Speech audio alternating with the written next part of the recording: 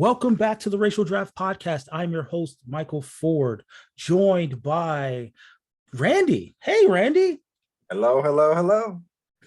Randy from the Black Delegation. And it's only fitting because today is Juneteenth, which means some of our Black abilities have been activated. It's not the same as when December, when our abilities come in full force. Just for 24 hours, we have Black abilities. So hopefully, you fellow Black people, you've been enjoying your special Juneteenth powers. Oh, sorry, white people, I didn't think you knew that we had powers on Juneteenth. Be aware. Be aware for next year. Also, it is also Father's Day, so happy to all the fathers out there, and happy to all the people who are having sex with mothers that get called daddy. like, if this is your first episode, whew, I apologize, but we are going to do what we do every week, except for last week when we missed an episode. Every other week.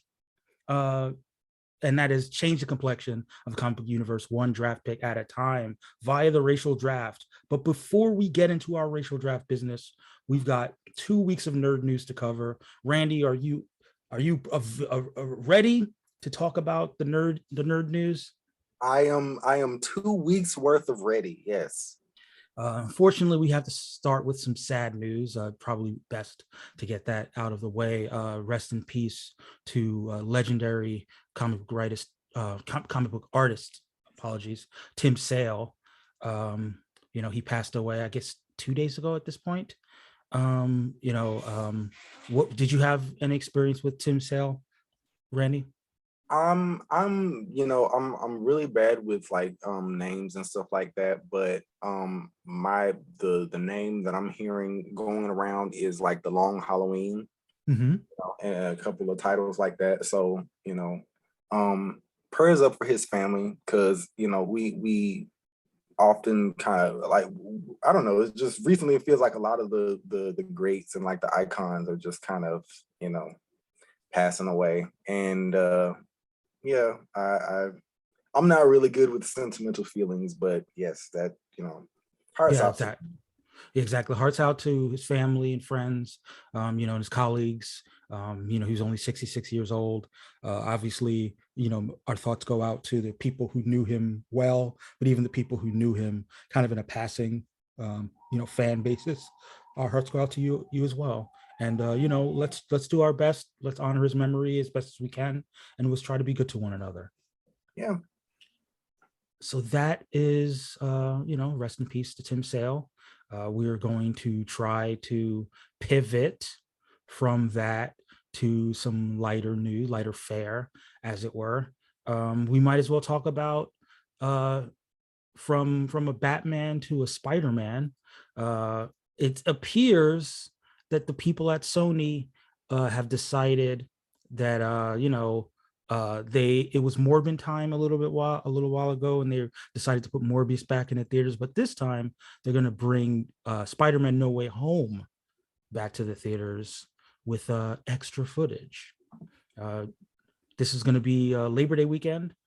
Randy, are you looking forward to the No Way Home More Fun Stuff version? That's a mouthful. I'm curious how much more fun stuff. Like, I mean, they say more, but like how, like 30 minutes extra, 10 minutes extra, like, because they go in and it's like, oh, this 1-2 minute scene that, kind of gives us new context or whatever. Yeah, I think I heard somewhere in the neighborhood of 10 to 15 minutes of footage, but it didn't make its way into any official articles. So we shall see how much stuff is more fun out of the more fun stuff edition. I suppose that is a thing. I suppose that is a thing that is worth some bonus points for the Spidey folks. So little bit of news bonus points, just 2 points.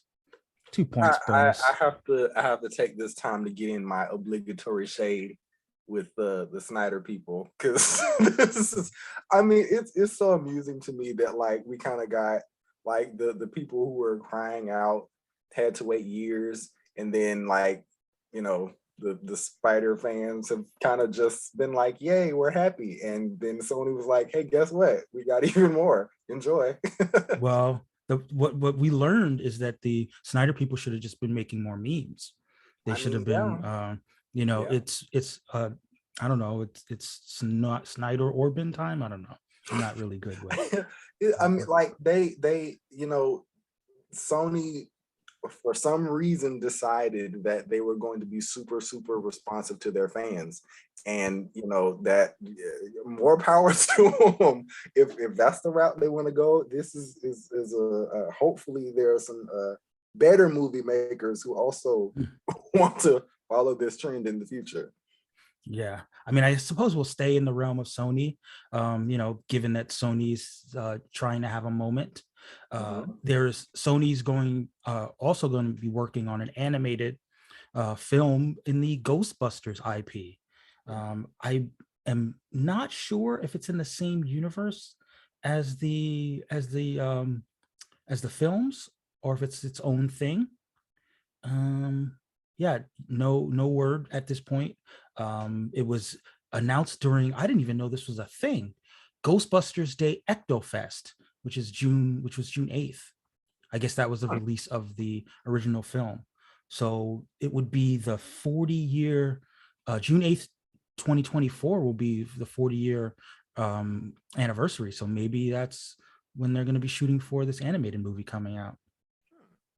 What do you That's think? For that is my first time hearing about it, but I'm intrigued. I mean, if it's the 40th anniversary, then like, did they intend on like going with the original cast? Or I mean, like obviously, obviously everybody there is not available. But I'm saying like at least having people kind of voice those original characters. It's interesting. Yeah, I mean, Jason Reitman, who worked on the last one, what do you call it, Ghostbusters Afterlife. Mhm. He's going to be helping to develop the movie. So maybe it is going to be in the universe, because that's one of the things that people did like about the Ghostbusters Afterlife, that it was still in that Right. universe, and it was still a legacy sequel.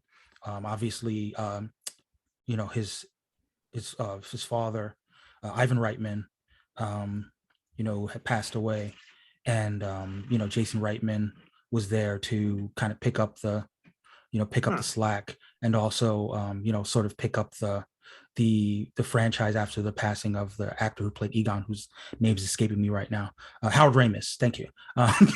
Um, so yeah, I mean, obviously he won't be able to come back, but there's places they could play in the Ghostbusters sandbox, I'm sure, if they wanted to stay in the universe, and there's enough of the cast members who could return.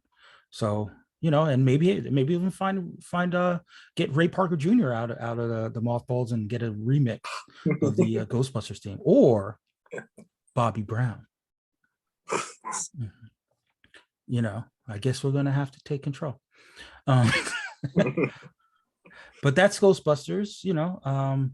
More more news, more animated news, I suppose. Gendy Tartakovsky, or Tartakovsky, my apologies. He of the stylized, I mean, he's an animation legend, Mhm. but Gendy Tartakovsky. Yep. Yep. So he signed a deal with Cartoon Network and Warner Brothers Animation.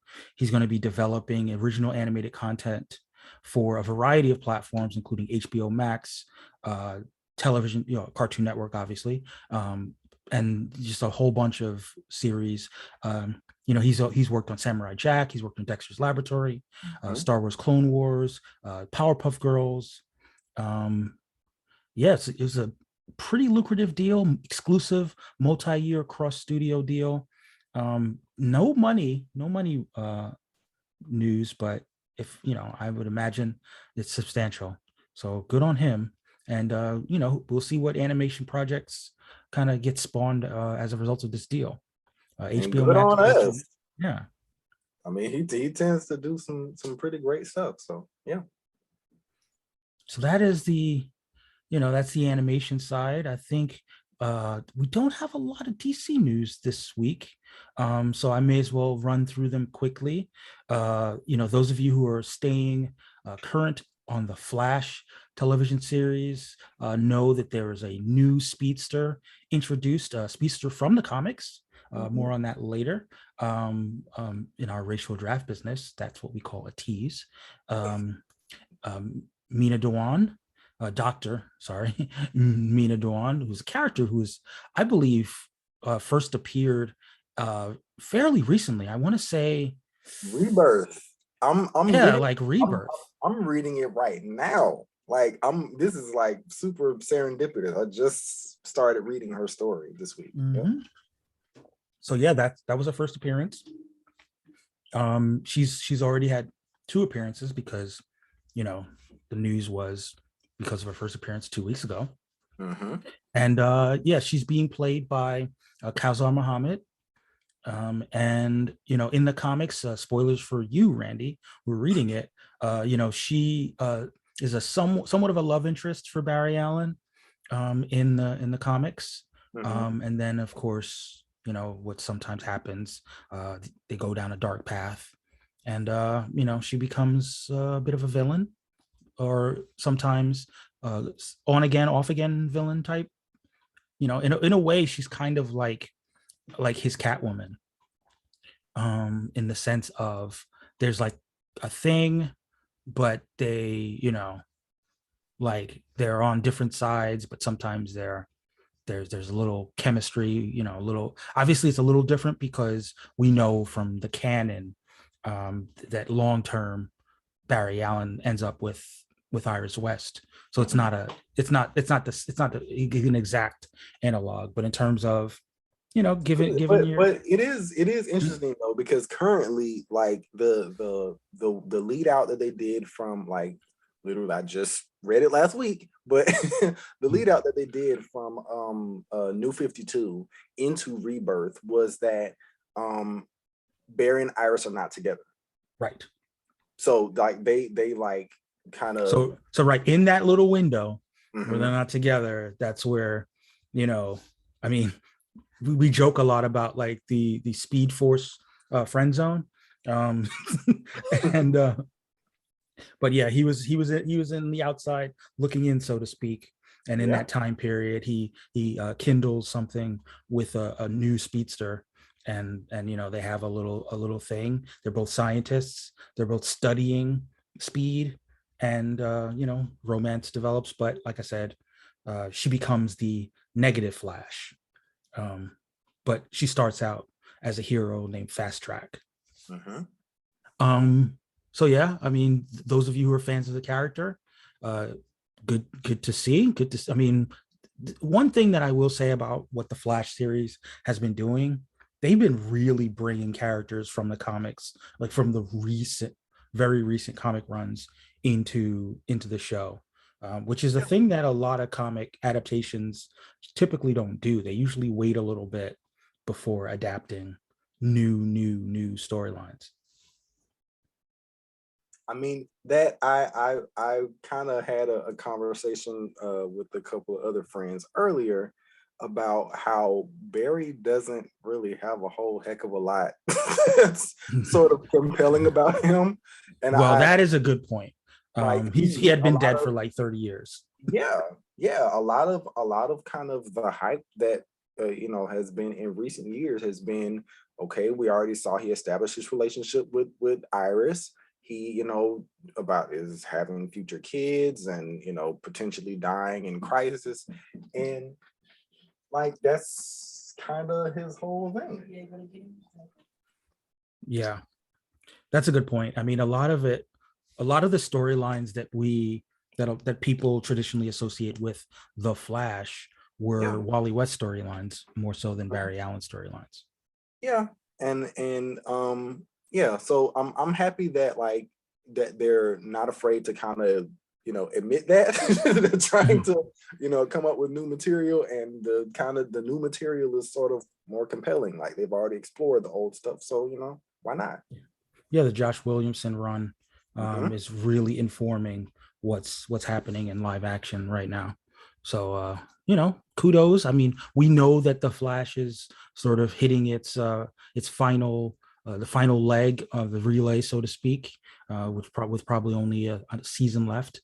So keep on, keep on hitting that run. More DC news tied to live action. Black Adam. We recently got that Black Adam trailer. Did that was about a week ago, about a week and a half ago, I suppose. What did you think of the Black Adam trailer? I'm trying to remember what I watched it like the day of, and I kind of promised myself, I'm like, I'm not gonna run it into the ground because I want to still kind of be excited for the movie and stuff. Okay, so from what I remember of it, I will say that my personal faves looked glorious. Hawkman and Cyclone and Dr. Fate. Like I've never been particularly a fan of Black Adam himself, but yes, I'm happy to like the tone and the vibe of it all. It is very compelling to me, and I do want to see that chemistry because it reminds me of that that part of Jeff Johns JSA run. I believe it was Jeff Johns, but I think so. yeah, where they sort of work with him but don't really know how to take him, and he's provides a tension of like what exactly is our boundary as a hero. And so I'm happy that of the ways it could have gone, it could have diverged. I'm happy that they're sticking with that kind of feel. Mm-hmm. Yeah, so tied into the movie, which was supposed to be coming out this summer, it's been since pushed back. There are going to be some comics, some tie-in comics that will be introducing the characters of Hawkman, played by Aldous Hodge, Cyclone, played by Quintessa Swindell, Adam Smasher, played by Noah Centineo, and Dr. Fate, played by Pierce Brosnan. All of those characters will be getting comics in the Justice Society files. And I going to be interested in seeing the first one, which is going to be Hawkman. Comes out July 5th. Then August. So I guess they're coming out once a month. July 5th is the Hawkman one. August 2nd is the Cyclone one. September 6th is the Atom Smasher, and October 4th is the Dr. Fate. So I guess they decided to spread them out so that it would be a longer build to the movie. And I mean, it's interesting that this is a thing that they've done before. I guess they did it with the Suicide Squad, with versions of the characters that are not from the comics. They're actually based on the incarnations that exist in the films. So it's going to be interesting. Good on DC? Atom Smasher and the Cyclone for having their first solo things ever. And all it took was a movie to potentially come out. So hey, I mean, like sometimes that's what it takes. But there was a little bit of controversy about another tie-in that we won't spend a lot of time on. AKA we won't spend any time on. But moving to a more positive DC story, our Randy, who would you say is the best Robin? I would say Tim Drake is the best Robin. The best Robin is getting an ongoing series. Tim Drake, the best Robin. Oh, sorry, just Robin. But, the best Robin is implied. Starting September 27th, it's going to be spinning out of Batman Urban Legends and the Pride special, which came out this week. We're going to be continuing his story in the solo run. Good on Tim Drake, and good on the delegation that happens to control Tim Drake this season, and that would be the white delegation. So the whites keep winning. So yes, Tim Drake and the white delegation get themselves, I'll go ahead and give them 2 bonus points for good old Robin. All right. Mind vamping for a second? I am really ruined the day that I did not draft him this season. That's Yeah, I mean, especially because we did have Black Tim Drake on what's his name on Titans. right. I mean, it's funny because I had him last season, and like all of the best kind of the juicy sort of developments for him are happening this season. Mm. Isn't that always how it is? He goes back to the white people, and all of a sudden, all the attention, all it, the it's so funny to me because I've had a couple of other similar sort of developments where it's like, oh, last season they were, not really the character to look out for, but now that I finally, got them in my sights, they're, starting to have their little glow up.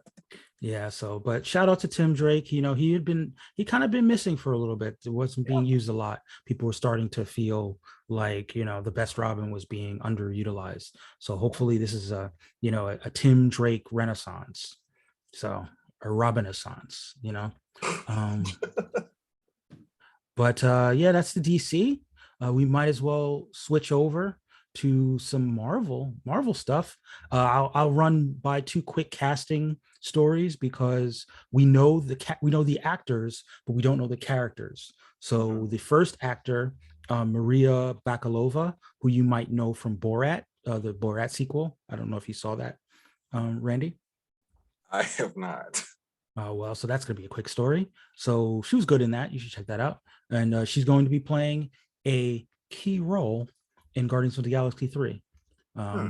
a role that we're unaware of. Nico Santos, who you might know from Crazy Rich Asians or Superstore, is also joining Guardians of the Galaxy 3. He's apparently not in a key role, but he's Asian. So that is a key role in of itself. Space diversity.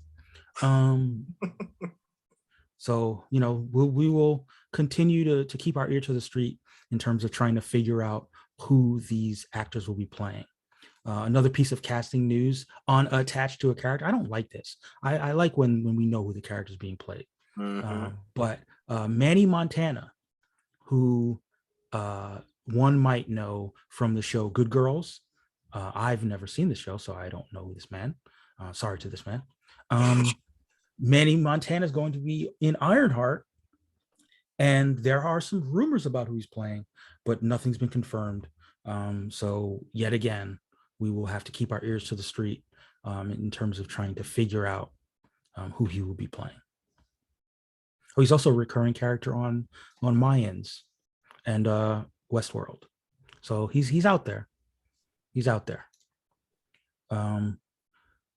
That's our undetermined casting news.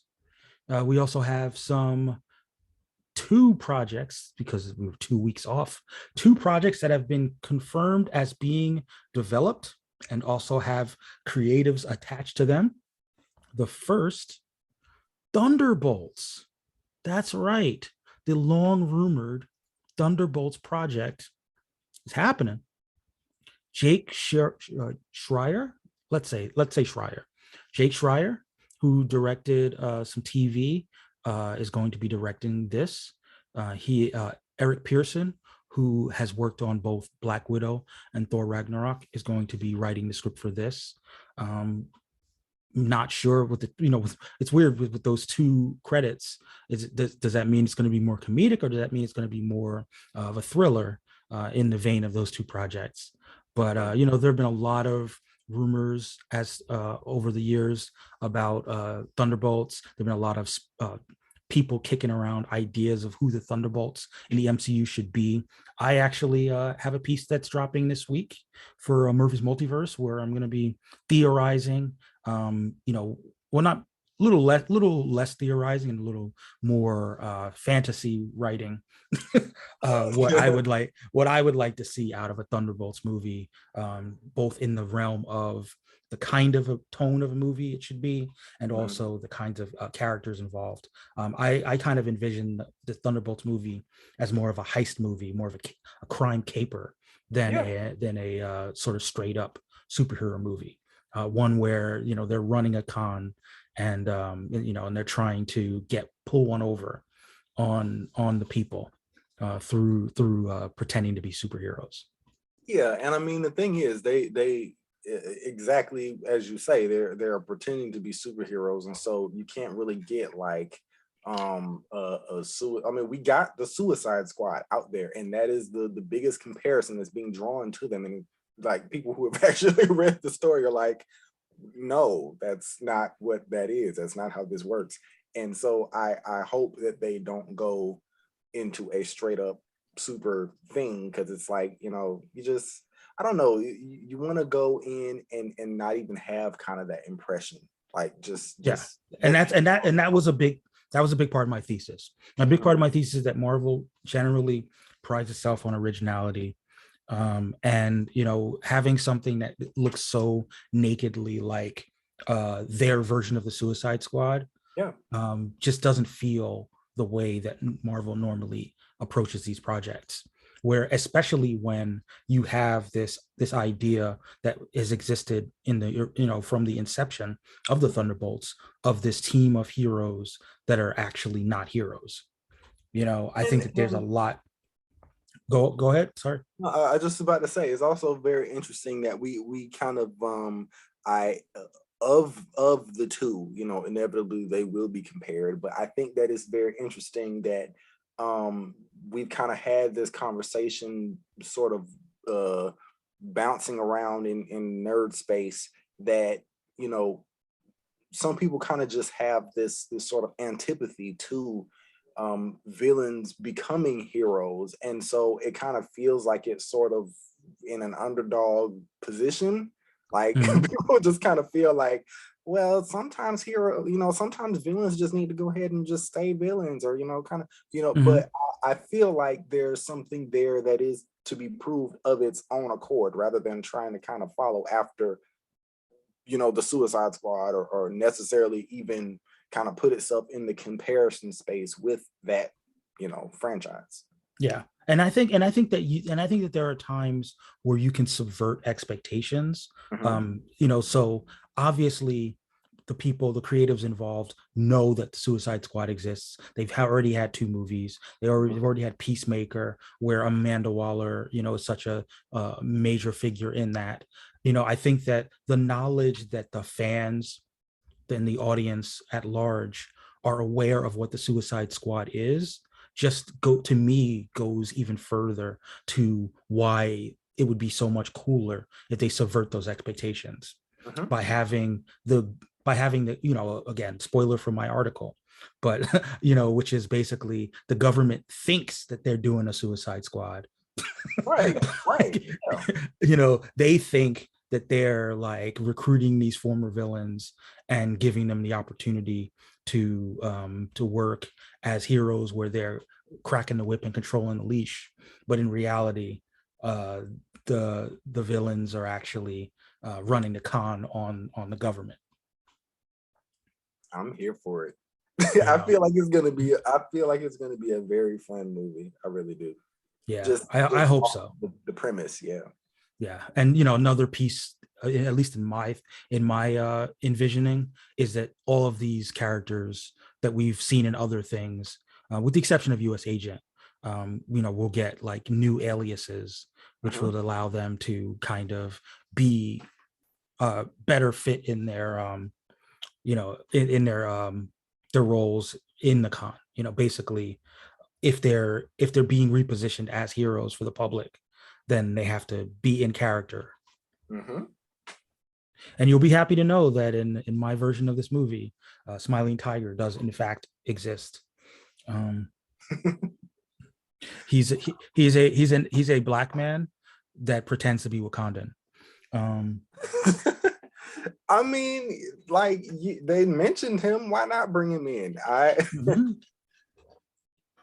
Yeah, he pretends to be Wakanda because he knows, like he has all the skills and he's super competent, but he realizes that if he says he's Wakandan, then people actually trust his competence, and they don't undercut him than if he's just a regular black dude, which is relatable. Um, just learn a little accent. People will be like, "Oh, I must take you seriously now." You're not just some random. He's not one of those American Negroes. Ex- exactly, exactly. So I feel like that would be a cool little running gag in the movie. But yeah, I mean, details will continue to spill out because we don't even have a date when this movie is supposed to drop. We're probably I think they were thinking about filming in 2023, in summer 2023. So, we're probably like 2 years out from it dropping. So Thunderbolts. And the other project that also recently got confirmed, almost hot off the presses, Wonder Man. Yep. Randy, do you have a lot of experience with Wonder Man? I recently read his solos, and I will say they're not really much to write home about, but I do feel like this is a great time. Like what we've kind of seen with Scarlet Witch and a couple of other characters is that the MCU is pretty good at like taking characters who typically don't, you know, have sort of a more straightforward, or have sort of a mythos that's sort of tied in with other characters, and giving those characters their own agency that makes them more compelling. Mm-hmm. Um, like Wanda is not only interesting in regards to the other folks around her. She has her own motivations, her own feelings, and so I feel like Wonder Man will benefit immensely from the fact that this Mm-hmm. movie is coming out, because like one of the first things that we kind of hear from people who think about Wonder Man, aside from who the heck is that, is that he's born, and like he is sort of in that way. I hate to say it, because the potential is there when you have this character whose abilities are derived on ionic energy, which if you're a science person, you kind of can imagine sort of the applications of how that would work. But writers typically just kind of have him as like the flying brick in the background, Mm-hmm. and he swoons after Wanda, after Scarlet Witch, and that's kind of really the extent of him, as a character. He recently in I believe it was Uncanny Avengers, Rogue had actually absorbed she actually absorbed Wonder Man's essence, and like that was how she was able to use her powers. So he was Mm-hmm. basically only existing only for her to be a battery for her abilities. So Yeah, um yeah, I know for me personally, growing up, mhm, I never really thought about Wonder Man in terms of his powers. I yeah, thought of him more in the realm of he's the superhero that's also an actor. Like he's the right. Hollywood, like, and I think that that's going to be the approach more so than focusing on his power set, which can kind of very quickly go off the charts. Well, um yeah, i of think course. that I think that the superhero as celebrity of it all, like, really has some room for that, especially because this is going to be a TV series and not a movie. Mhm. There's going to be some room for comedic levels where they can kind of send up the Hollywood scene, by having a superhero that's also an actor. Yeah, One yeah. thing that's super intriguing to me is that we didn't mention this until just now. Destin Daniel Cretton, who worked on Shang-Chi, and is also Asian American. He's going to be helming this helming the series as the director and executive producer. And there's some question that as an Asian American lead, I'm sorry, an Asian American creative, does that mean that maybe some racial draft race bending might be afoot? Um, it got me thinking about Once Upon a Time in Hollywood, where they had the Bruce Lee thing, and how wild would it be if there was if Simon Williams was an Asian American actor and stuntman, and Well, and it's interesting that you mentioned that, because he's an actor, he is a stunt man, but he also, I'm not sure how recent the development is, but I did read that Simon Williams is also a pacifist, Mhm. which is like is very But interesting. I think that's a recent development, but I agree. Right, exactly. So like it's very interesting that you know that he recently had the development as a pacifist. That could be like, oh, actually he's Buddhist. Or so he his faith might tie into that or what have you. So yeah, that's a very interesting possibility there. And it's ripe to be explored. I don't know if they will, but like I mean, there's not much room to sort of to speak up against that. I feel like there's a lot of room to play with, some of his background there. Yeah, and then we would be remiss if we didn't mention that, sort of secondary.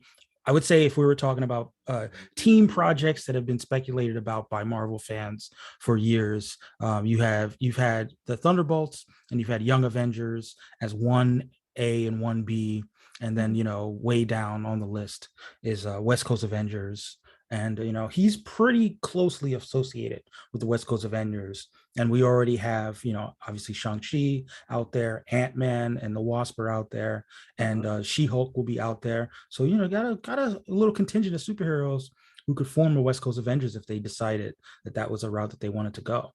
So fingers crossed in that respect. Yeah, absolutely. And really that's kind of where he shines anyway. Like I wouldn't necessarily put him over on the main Avengers team, so. And speaking of superhero teams that are often speculated about, I would say speculated about a little less than the West Coast Avengers, but rising up very quickly, that would be the Midnight Suns. So we just last week we got a Midnight Suns video game trailer, and we're also getting a new Midnight Suns comic series. Now the lineup for this team is going to have Blade, who you might know from being Black. It's also going to have Wolverine, who I'm sure you've heard of. It's also going to have Kushala, the Spirit Rider, the Native American Ghost Rider, who remains undrafted. Interesting.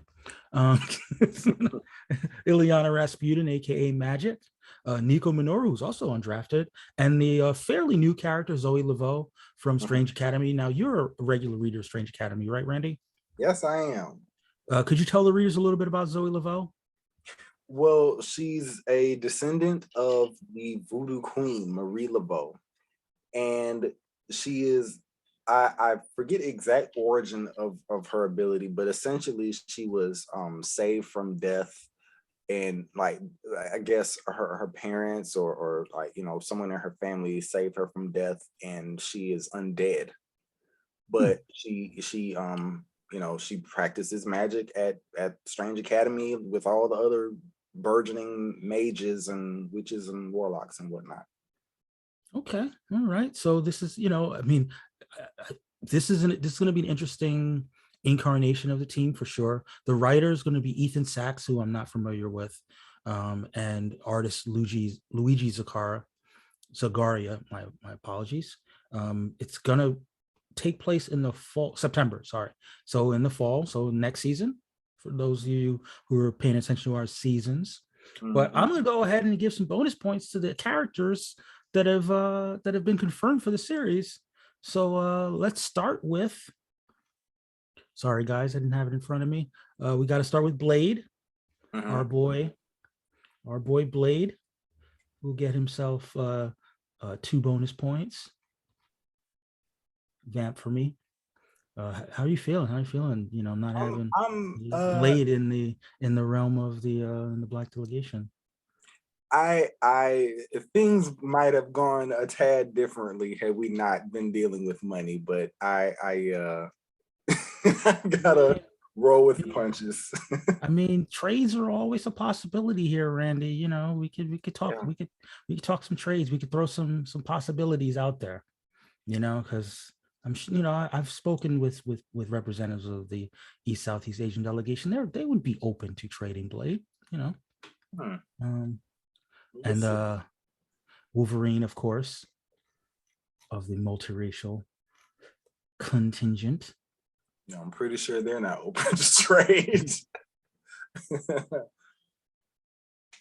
Logan, yeah, I mean, what can you even trade for Wolverine, really? I might have to go after some unusual picks. Y'all be like, what in the world? Black Nico Minoru. Oh no. I mean, Zoe Laveau is right there, my dude.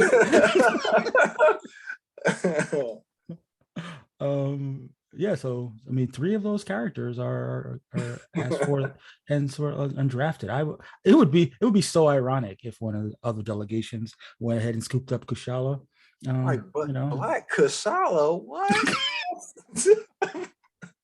Look, the Spirit Rider. I mean, look, if she goes from being the Spirit Rider to the Soul Rider, is that different? You know what? I'm mad. I'm mad that we have never had a Soul Rider. Like Randy, you missed out. You missed out. There's definitely, you could have got yourself some bonus points this season very early on a Soul Rider. Soul Rider. Oh man, that's funny. But yeah, so stay tuned for Midnight Suns, both in video game form and also in comic form in the fall. And stay tuned there have been a lot of rumors about MCU Midnight Suns.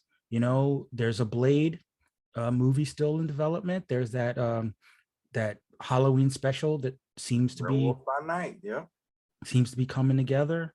A lot of rumors around Ghost Rider. But and I believe wasn't Elsa Bloodstone mentioned, rumored somewhere in the mix as well? Yeah, all those rumors have been swirling, and the right time for it to happen would be around Halloween, at the Halloween special, to get it confirmed that the Midnight Suns will be coming. And this is the second time that Midnight Suns is being spelled with the U instead of the O, making it less gendered. So I think that's going to be the branding, Midnight Suns. And the final news story, for those of you who are fans of Game of Thrones, Jon Snow's back, sort of, kind of, potentially in development. A new Game of Thrones sequel is in development, HBO Max. What? But the finale, but we all hated it. Did we though? I mean, a lot of people did. But that having been said, I don't think that they wanted the world to end per se. I think that a lot of the complaint was that they wanted more meat on the bone anyway. So I mean, it doesn't. I know, that's what I'm saying. It's kind of like, like people were mad because that's how it ended. Yeah. But if it doesn't end because it's coming back, and they can correct some of the things that people didn't like. And my only qualm with this is, how does this affect the presence of the Black Knight in the MCU? Other than that, I'm like, okay, fine, cool, I'll try it. I mean, he could still do a movie here and there. Yeah, it may be nothing, but I'm just, plus this is in development, right? So it's going to take a little while before they get it together. They've got this, they got their prequel show that's launching in the fall, and that's going to get a lot of attention. I think it's fine. I just think it shows that Kit Harington was looking at that sheet of possible projects, and it was coming up kind of light. Yeah. So he's like, you know what? I'm going back to Iceland or wherever, and put the furs back on hang out with some CGI dire wolves, you know, King of the North, Jon Snow. Yeah. I just wish there was a way to bring back old girl. Bring back old girl. Maybe as a White Walker that has a heart of gold. The first listen, he already got it on with his aunt. Getting it on with a White Walker version of his ex-girlfriend that happens to be played by his real life wife, you know. Okay, I want to go on record as not supporting that idea. You're not supporting human zombie romance? Is this what we're hearing?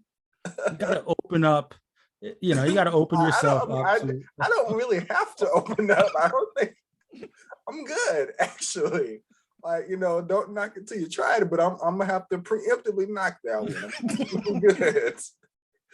Fair. Listen, the problem with zombie human romance generally is that zombies are always trying to kill you. I mean, generally, it's the necrophilia of it all. But, I mean, is it necrophilia if they're alive? Or, yes. Like, I mean, well, so people are fine with human vampire. People are fine with human vampire romance, but human zombie romance. I want to go on record as saying I am also not for human vampire romance. No, but by all means, put it up for a poll. See what the fans think.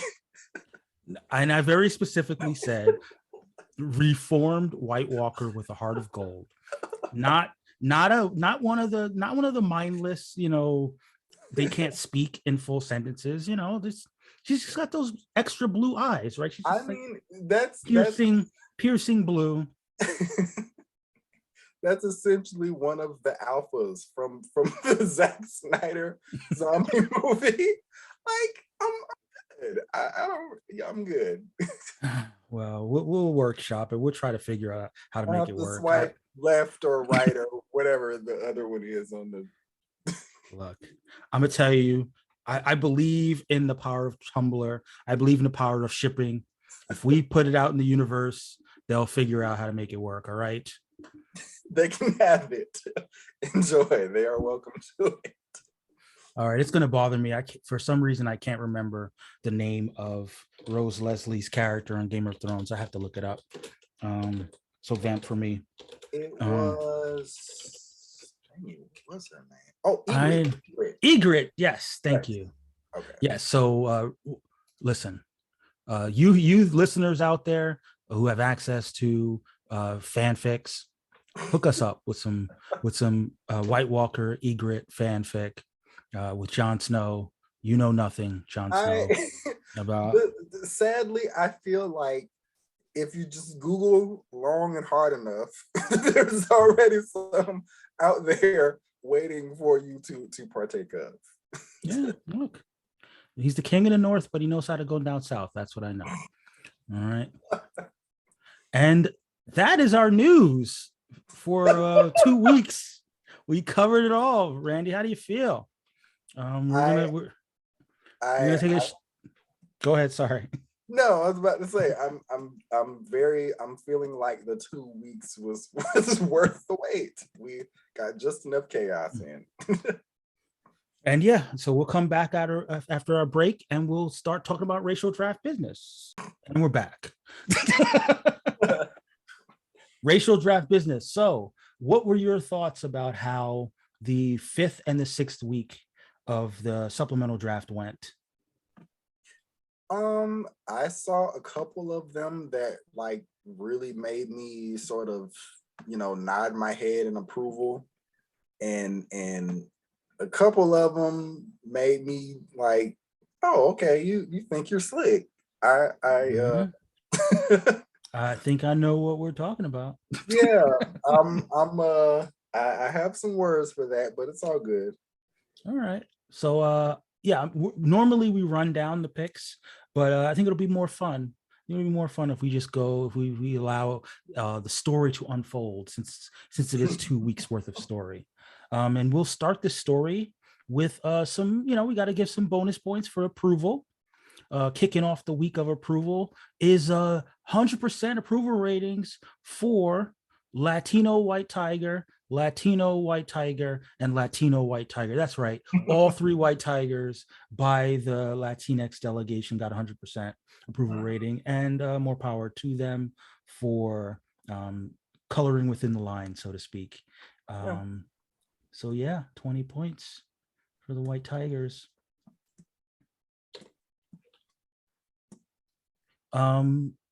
Yeah, I mean, we've talked at length about how important I think we think that the white tigers should be, both in comics and in live action. So I have no problems, no qualms with them putting the claim. And the only qualm I have is that it took this long for the Latinx delegation to put their claim in on the white tigers. Yeah. So yeah, that was Hector Ayala, it was Angela Del Toro and Ava Ayala, all secured, two of which secured by family chaining. But yeah, good on them. But kicking off the first pick of round 5 was the Swana Mena delegation, Barbara Ann Minerva, aka Cheetah, not Tigra, Cheetah. And I'll fast forward to the fun part of the story, which is that 100% approval rating for North African cheetah. Yeah. And I don't have any issues with North African cheetah. I don't think anyone should, but I mean, like literally, like before we had the Swana Mena delegation, I wanted to draft her as well. Like I think it was I want to say it was a couple of seasons back. I haven't drafted her recently, but it was a couple of seasons back. I was like, yeah, I mean, why not have this powerful woman like want to kind of, she's an archaeologist, I believe, and yes, she is. Wanting to uncover the ancient history and finding herself entwined in the mythology itself along the way, and sort of being like, I don't know if I'm cool with Wonder Woman. That the kind of it feels right. It really does. Yeah, and I mean, like you said, she's an archaeologist. Like, traditionally, she's she's British, which means she's like full museum colonizer, essentially. She's like, oh, which cultures can I pillage? From like at least by making her North African, even if she's still European, of North African descent, even if she's still European, she could sort of explain herself as, well, I am going to these places that are resonant for my culture, and trying to more ethically acquire these artifacts. Right. And, it gives her like an additional layer of why she feels like she deserves that power. Yeah, exactly. As opposed to, just wanting to speak to the manager and being right. I mean, because she otherwise she is the colonizer who fights the symbol of social justice with the power of appropriation. Exactly. Right. So I am all for, I mean, it could have also worked as a non-North African, as a another African, but North African works too. And I've saw some fan castings around. Oh my God, I'm forgetting her name right now. Sorry guys. The actress. Kristen Wiig, I believe. No, not the actress who played. No, not the actress who played Cheetah in the movie. The actress. I saw some people, I guess, some years back, who were fan casting. Sorry guys, I'm trying to. It's on the tip of my tongue. Sophia Boutella. There we go. Oh, right. Okay. Yes. Okay. Yes. Yeah. So I saw some people who were fan casting Sophia Boutella, and you know what? Wouldn't be mad at it. Like, as far as like we've seen her ability to bring physicality to the role. Again, she's I believe she's Algerian. So that would be a cool reimagining of Cheetah. Yeah, agreed. Moving on, and like I said, 100% approval rating. So points. Speaking of points, more Latinx points as Catalina Chavez, or as I call her, Canada Chavez. She got 100% approval rating as well. So good on her 20 points. So they may not have, the Latinx delegation, they lost out on Native America Chavez, but they were able to acquire her sister, and they got the approval points. Moving on to a character not falling short of the threshold. This was maybe unfortunate, maybe not. Exodus, 84% approval rating for the Jewish delegation. I just feel like, Jewish Genesis probably would have gotten a 90%, but Jewish Exodus fell a little short. Another character that fell short significantly, the Polynesian delegation. They selected Clert, aka the Super Skrull. I just think that Tamati didn't really lay out as well his story for the Polynesian Skrull. So yeah, the people sort of rejected it, 50% approval. That's 50-50. People just, they weren't here for it. But I mean, we still love to hear what your thought process was, Tamati, with respect to Polynesian Super Skrull. But one thing that got 100% approval rating, East Asian Quake. None of that multiracial Quake here. Fully East Asian Quake. Yes. Daisy Johnson, 100% approval. Points. I'm here for it. For sure. Obviously we love Chloe Bennett, but still, for the comics, for the canon, making her Asian American, all the way here for it. Well, I will just let this be the alternate reality where Chloe Bennett does not have to change her name to Chloe Bennett. She can be Chloe. Right, exactly. Yep. And 100% approval rating for the family chained East Asian Mr. Hyde. So she got the Asian dad, and people approved of that as well. So yeah, points for the Southeast Asian delegation for closing the loop. Additionally, this is unfortunate. We can talk about it. Vandal the Savage, 67% approval rating. We tried to talk it through.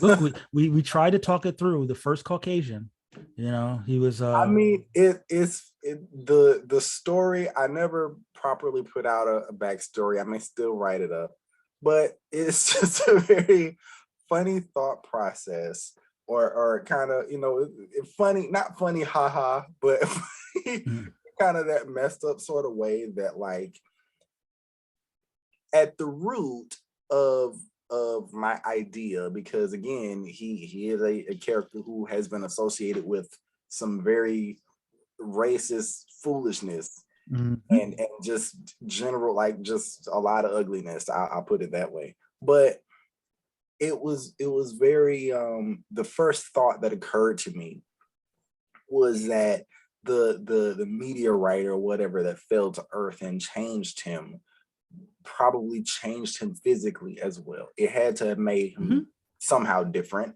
And just being rejected because intellectually you're different, you think you know, in this kind of way that is disturbing. Antithetical, yeah, antithetical to Yeah, and everything that, yeah. right. And so Like I said, I think that if you had written it up, I think that if you had written it up fairly early on and mhm, like laid it out for the people, you know, and not left it up for people's imagination or people who right. just listen to the show, I think that people might have been like, you know what? I'm fucking with it, you know, I like mean, it's like almost like not exactly the same thing because he's not like he wouldn't be like an albino per se, right? I right, mean, right. like you know how like we all watch Black Lightning, right? And you know Mhm, we had like Tobias Whale, right. you know, who was an albino who hated black people. Like, I mean, look, it was not like, I don't know. It's just the story kind of just rolled out. Like it just was. It was intended to be something that because he felt that kind of resentment, he tried to like. I mean, it was a very interesting kind of just the stream of consciousness that came forth from it. But I kind of also at the same time felt like, is there really a way they're going to buy this? Because it's I don't know. It's just it's a very hard sell just because he first of all he is a villain. So like any of his motivation, there's not really anything that I can do to be like, hey, there's actually a cause here underlying that sort of justifies his character. No, he's evil. That's yeah, just all there is to be said about it. So like anything that came from that, you if you have the black character like be kind of the at the root of white supremacy, that's that's not a good look. It's not I like mean, yeah, it's not, but you know, he's the root of so many other bad things. Like, I mean, I it would be it's better than if he was just like doing it in the name of blackness, right, you right. know, Yeah. I mean, like I felt like there was gonna be some sort of like ugliness regardless. And so it did kind of intimidate me from mm, putting out the story.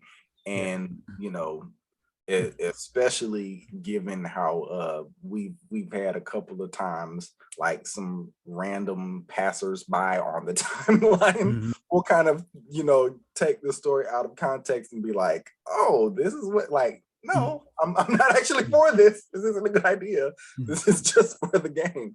So Well, you know, you gotta have the balancing act. You yeah. know, you gotta be like, this is a creative endeavor, you know, especially because like I like the idea that like his features are like still kind of black, but Mhm. he's just in denial. So like any so someone like tries to bring it up and he's like, what are you talking? No, no, of course not. he I mean essentially he's like the first white passing black person, and so like he doesn't have like a history of how to kind of navigate that, and so with And he his creates the entire playbook of how to right, navigate right, it. right. Yeah. His intellect kind of being, you know, not just having the heightened intellect, but the intellect as But here's the twist though. I was sorry to cut you off. The right. twist would be that like his intellect isn't actually that heightened. Like he just Well, thinks he's just right. his arrogance is heightened. I mean, So it occurred to me that it would be a heightened intellect, but it would be like a heightened intellect as informed by kind of racial and tribal trauma. right. So yeah, okay, sure, he's gotten smarter and figured out how to kind of navigate the world better, but you're still like the solutions that you come to just because you have this heightened IQ is not necessarily something that's the most logical. It's just kind of something that as a result of your experiences, you sort of parse that out and assume that it's the most logical conclusion when it's really not. It's really Oh just no. your feelings. Oh no, see what I was thinking is that like I wasn't even going to make him like sympathetic in that way. I wasn't thinking of him as like someone who was like had some bad experiences. I was Mhm. more thinking that like his worldview got twisted, you Yeah. know, so like the way that he looked at the world changed, you Mhm. know, and the solutions that were admittedly more innovative and more you know, outside of the box compared to his compatriots, Mhm. by one point of view could be seen as more advanced, but he was willing to be destructive Right. in a way that the other people thinking was not willing to be. Right. It's kind of like, if we build this thing, it will poison, half the population. It's like, yeah, and you know what I mean? Like, you know what I'm Right. saying? Right. Right. He would develop something that was, advanced and not care about the harm, Right. and Yeah. that was his, in his mind, that's what made him superior. That, like, he Mhm. was willing to create harm in order to create advancement for others. Like, and of course he would be ostracized for that. Of course people would say, what are you doing? This is not in keeping with our culture. Right. And Yeah. that would I set him, mean, and that would set him apart. yeah. Yeah, I think that's a really great way to go. Like I said, I had to try to like kind of reconcile with a whole lot of feelings there because I didn't you make these comments and stuff about trying to promote diversity and all this other stuff, and one day somebody quote tweets you like, this you like I didn't want Wow. to, I I didn't feel want that you. quote, so I feel you. But let's move on to from black to white. The Ms. Martian, who we know is actually not a green Martian, it's actually a white Martian. The white delegation went ahead and drafted her appropriating ass, but only got 75% approval for her. But I'd still like the idea of Ms. Martian, Miss Martian, as the appropriator. She means well, but she still would like to speak to I'm the Martian manager hunter. Um, she she comes from a race of conquering colonizers. I yeah, think I and think then with she chooses to be to wear the. Wait a second, is she Martian Dolezal? the She chooses to wear the she, color she of the oppressed people right, because exactly. she feels bad about what her people did. She identifies as as a minority. Mm, mm, wow, The that is Martian melanin hunter. Martian Melanin Hunter. Wow, damn, we cracked the case, Uh, but unfortunately only 75% approval rating. I approved of the. I did. I really did. Another alien, though, another green alien, in fact, but this one was South Asian, Brainiac 5, who you might know from the Supergirl series. Mhm. Um, Also South Asian. Um, Brainiac 5 from the future. 90% approval for South Asian Brainiac 5.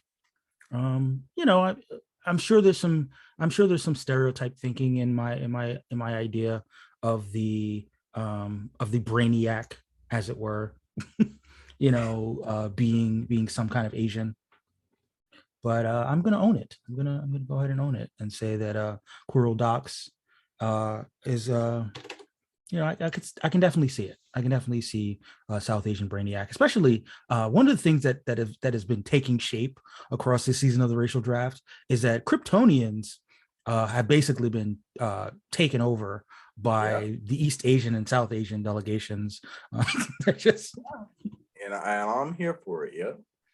so you've got a South Asian Brainiac, you've got a South Asian Zod, you've got a South Asian Supergirl, and you have East Asian House of L, with Superman and his whole lineage.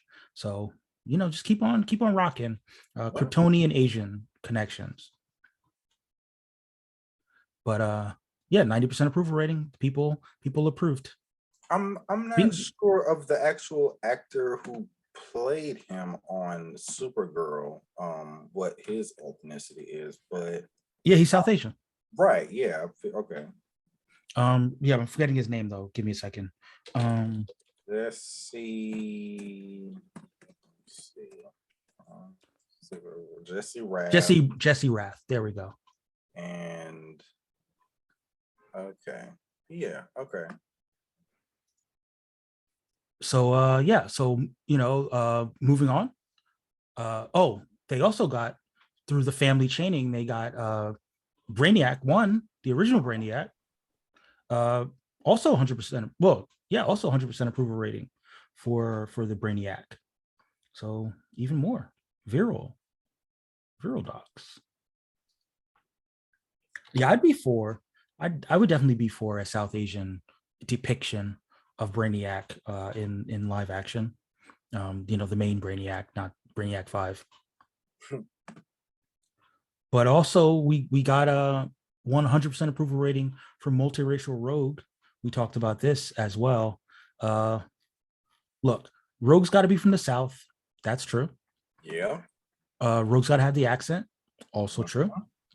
But she's also got to be a little thick. And just saying. Multiracial Rogue with the cakes. Because she's a little mixed. You made sure she stacked up on the collard greens and cornbread. Yeah, look. Not mad at it. And we've definitely seen some cosplayers, some multiracial cosplayers of Rogue. True. So true. I mean, we can see it in our mind's eye, is what I'm saying. It's not a stretch of our imagination. Sugar. Oh man. So here's a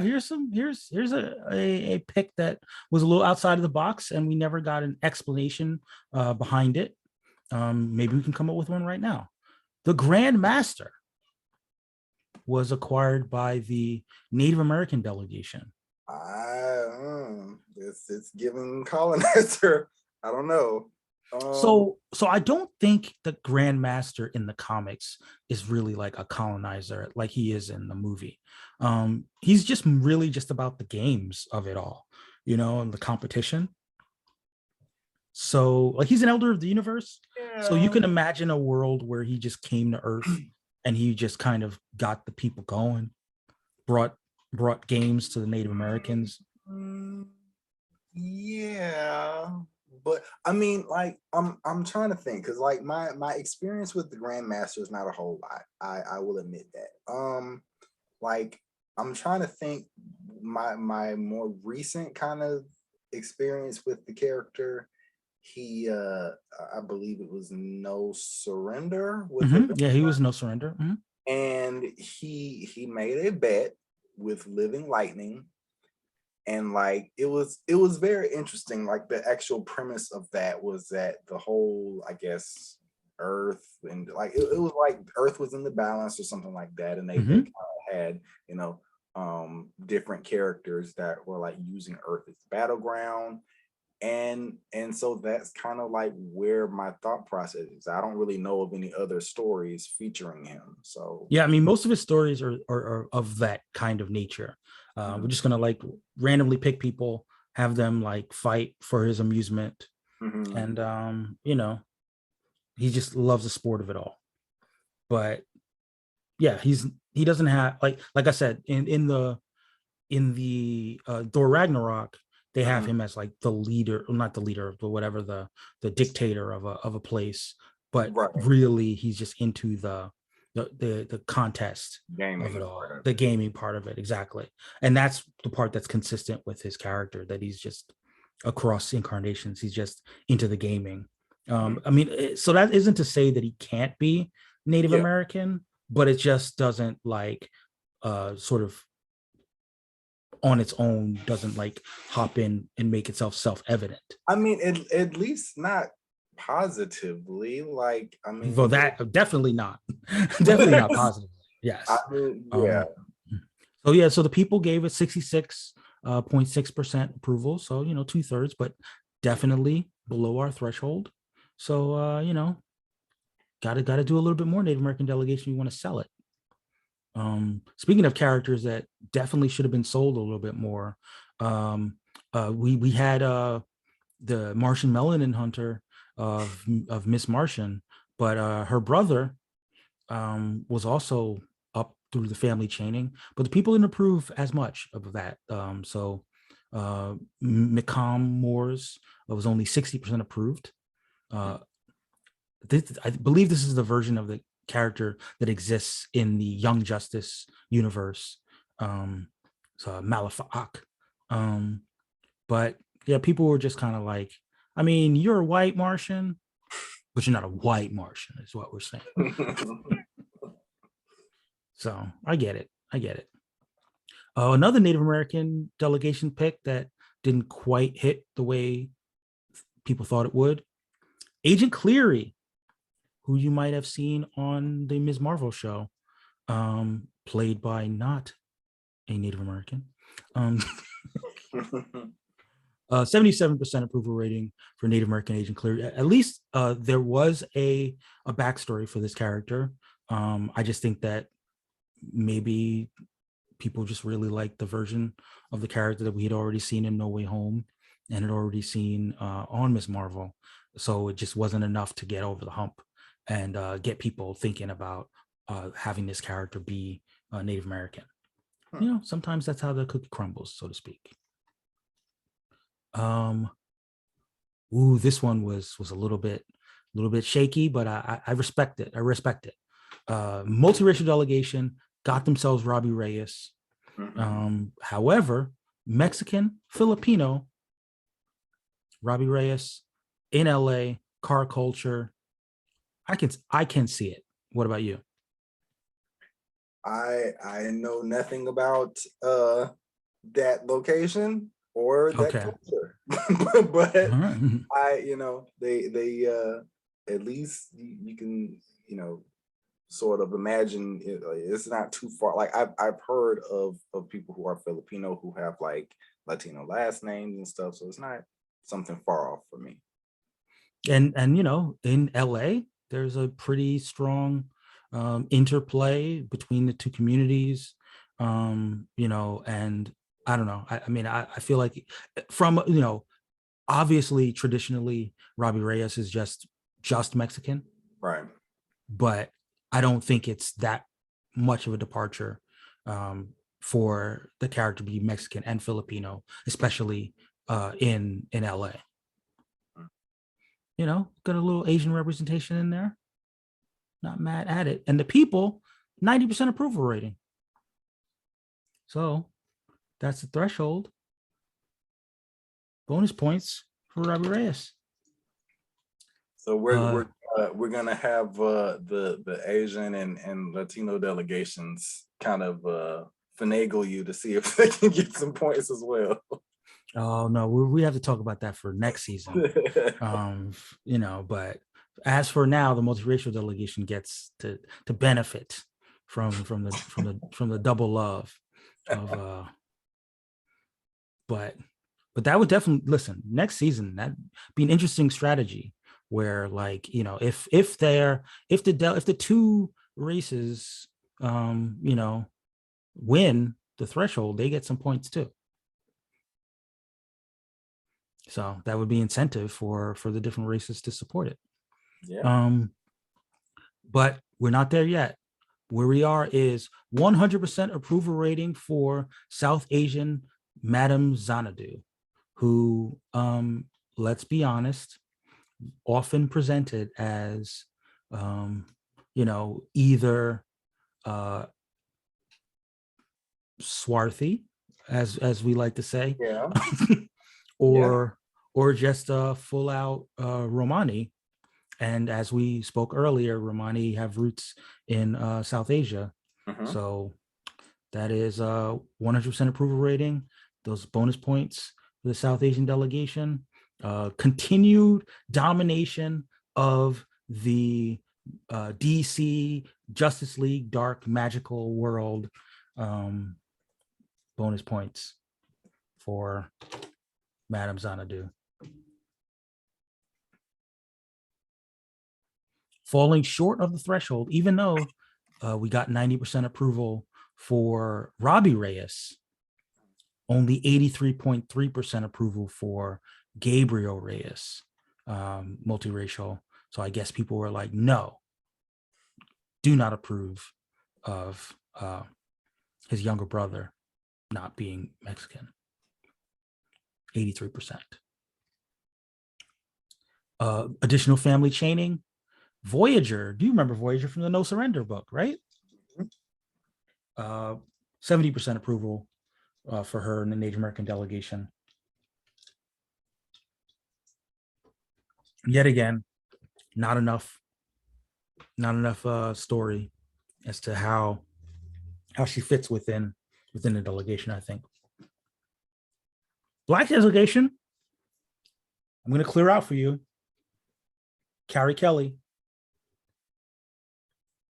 Carrie Kelly is not a character that I'm hugely familiar with, but I do know that she has this history as being a Robin, and she, I think, for a time was like a cat girl and then became Batwoman. Like she's you know, all throughout that alternate history with the Dark Knight Rises, I believe it is.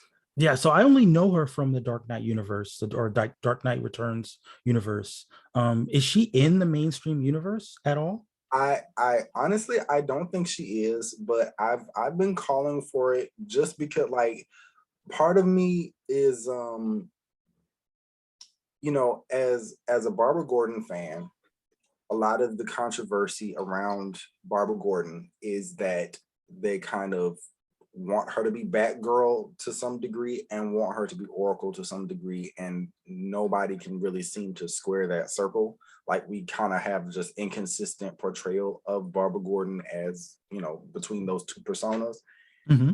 And I felt like part of, you know, a good way to sort of resolve that is, if you wanted to have a redhead be Batgirl, why not just introduce Carrie Kelly? Why not just have her be that? And then, you know, you can have Barbara move on to just be Oracle, and it's a much more prominent role anyway, you know.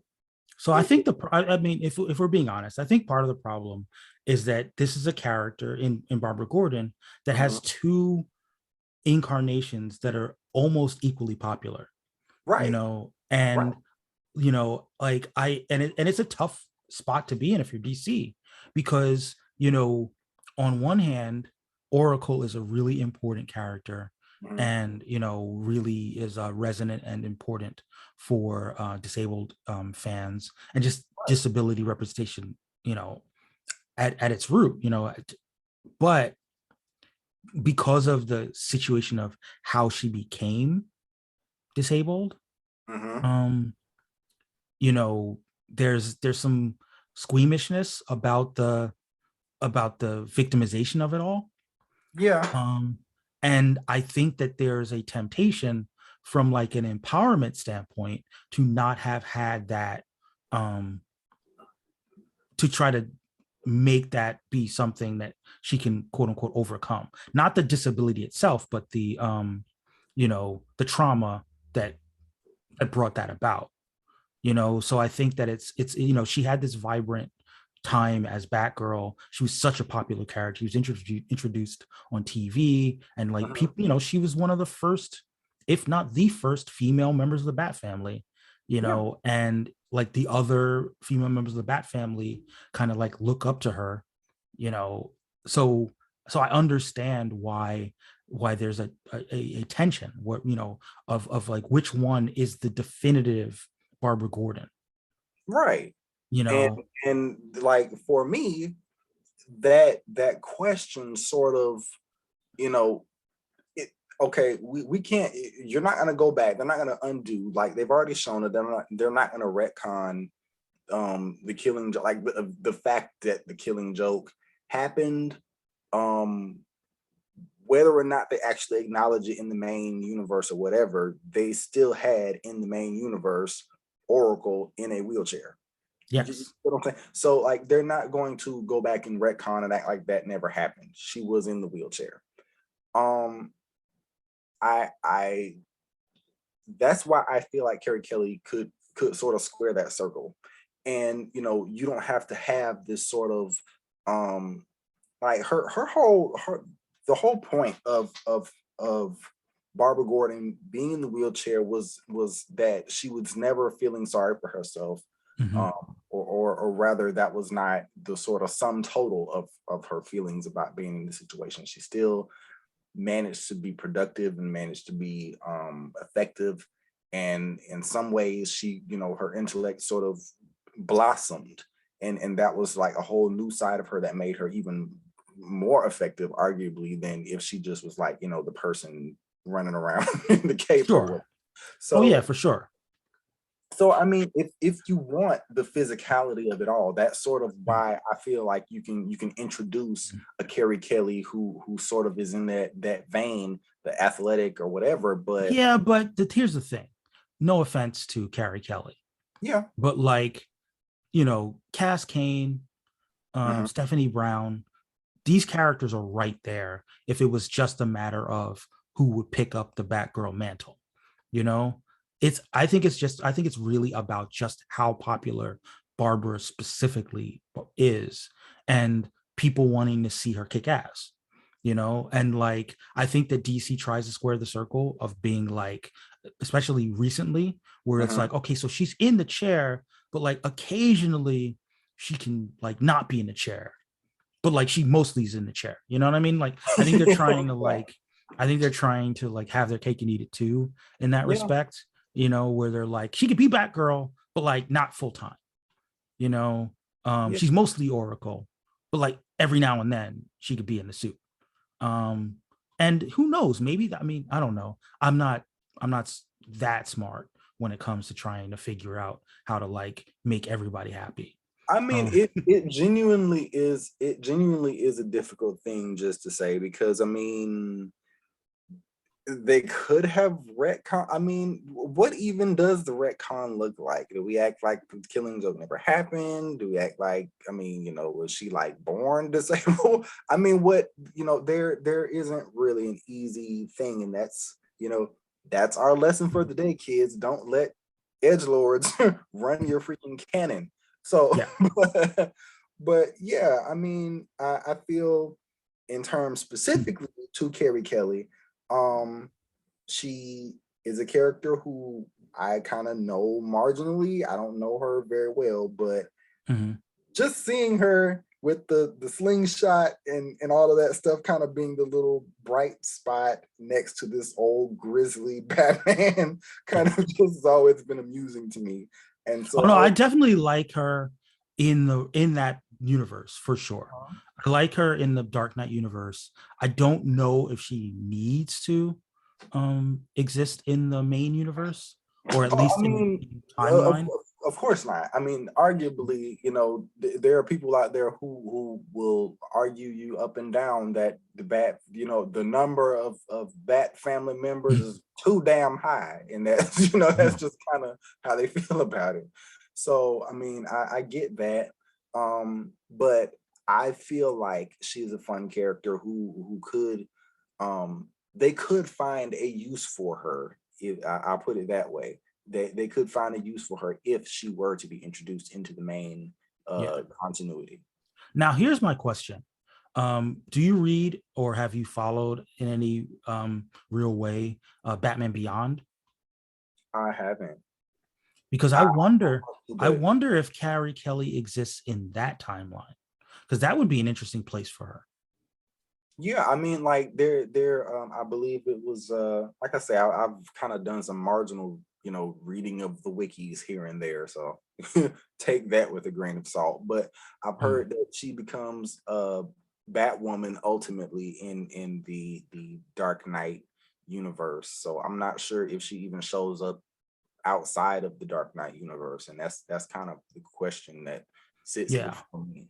because I could and like I was saying, like I think that one way of squaring the circle would be to have her exist in the Batman Beyond timeline, Mhm. which is just down the line I mean, from. that's sort of her thing anyway. That she's like, she's the next generation. So yeah. Yeah, exactly. It's like if she was the final Robin, Hmm. then she would be slightly older than she'd be slightly older than why can't I remember his name? The Batman Beyond. Um Who? Terry McGinnis? Terry McGinnis. Yeah, thank you. Yeah, she would be slightly older than Terry McGinnis. Like you said, she becomes the Batwoman in that timeline. So you could have like team ups between Carrie, Carrie Kelly, Batwoman, and Terry McGinnis, Batman, and maybe that's the right place for her. But all that is to say, you drafted her for the Black delegation. Mm-hmm. So what are your thoughts? I mean, I know she's Black in the we don't like to talk about Gotham Knights, but like, yeah, I mean, what are your thoughts just overall about Black Carrie Kelly? I am just continuing my anti-ginger agenda. I think it's very straightforward and very simple.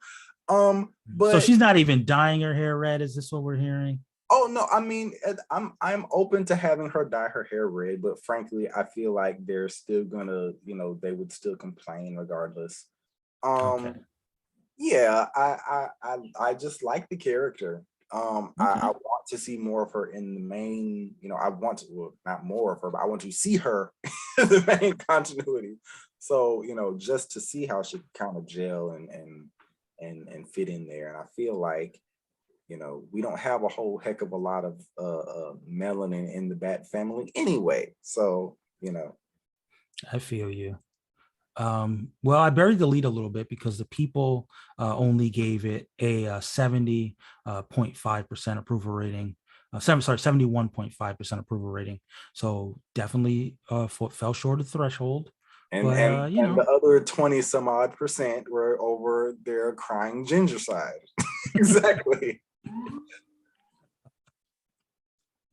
but so yeah, we move on. The East Asian delegation, K-pop superhero, Soul He, aka Luna Snow. Mm-hmm. When Marvel wanted to mix and match superheroics and pop music, Luna Snow was created. And I've not heard any of her music. Have you? I haven't.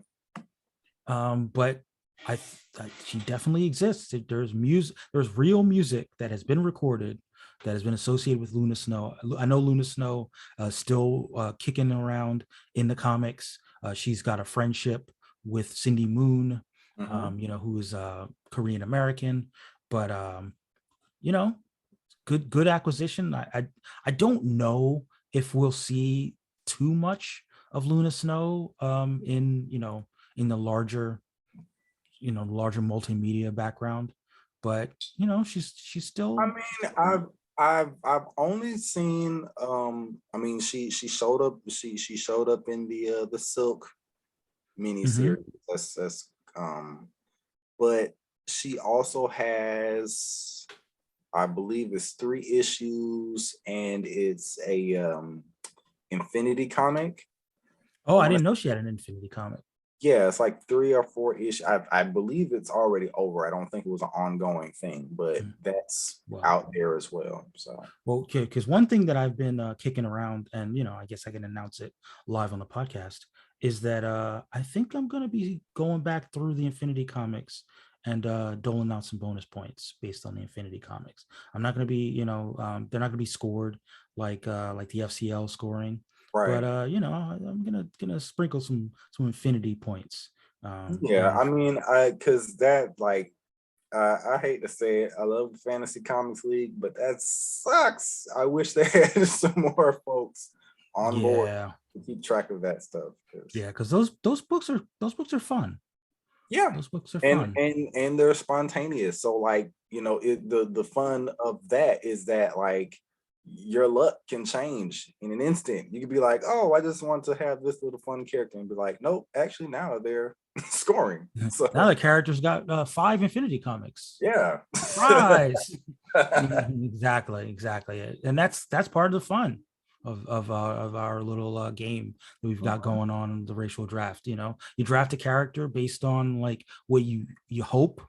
You Yeah. hope with it, they'll shine, and then that shine gets rewarded. Speaking of shine, no, that's not a really good transition, but whatever. Firestorm, Polynesian Firestorm. Ronnie Raymond.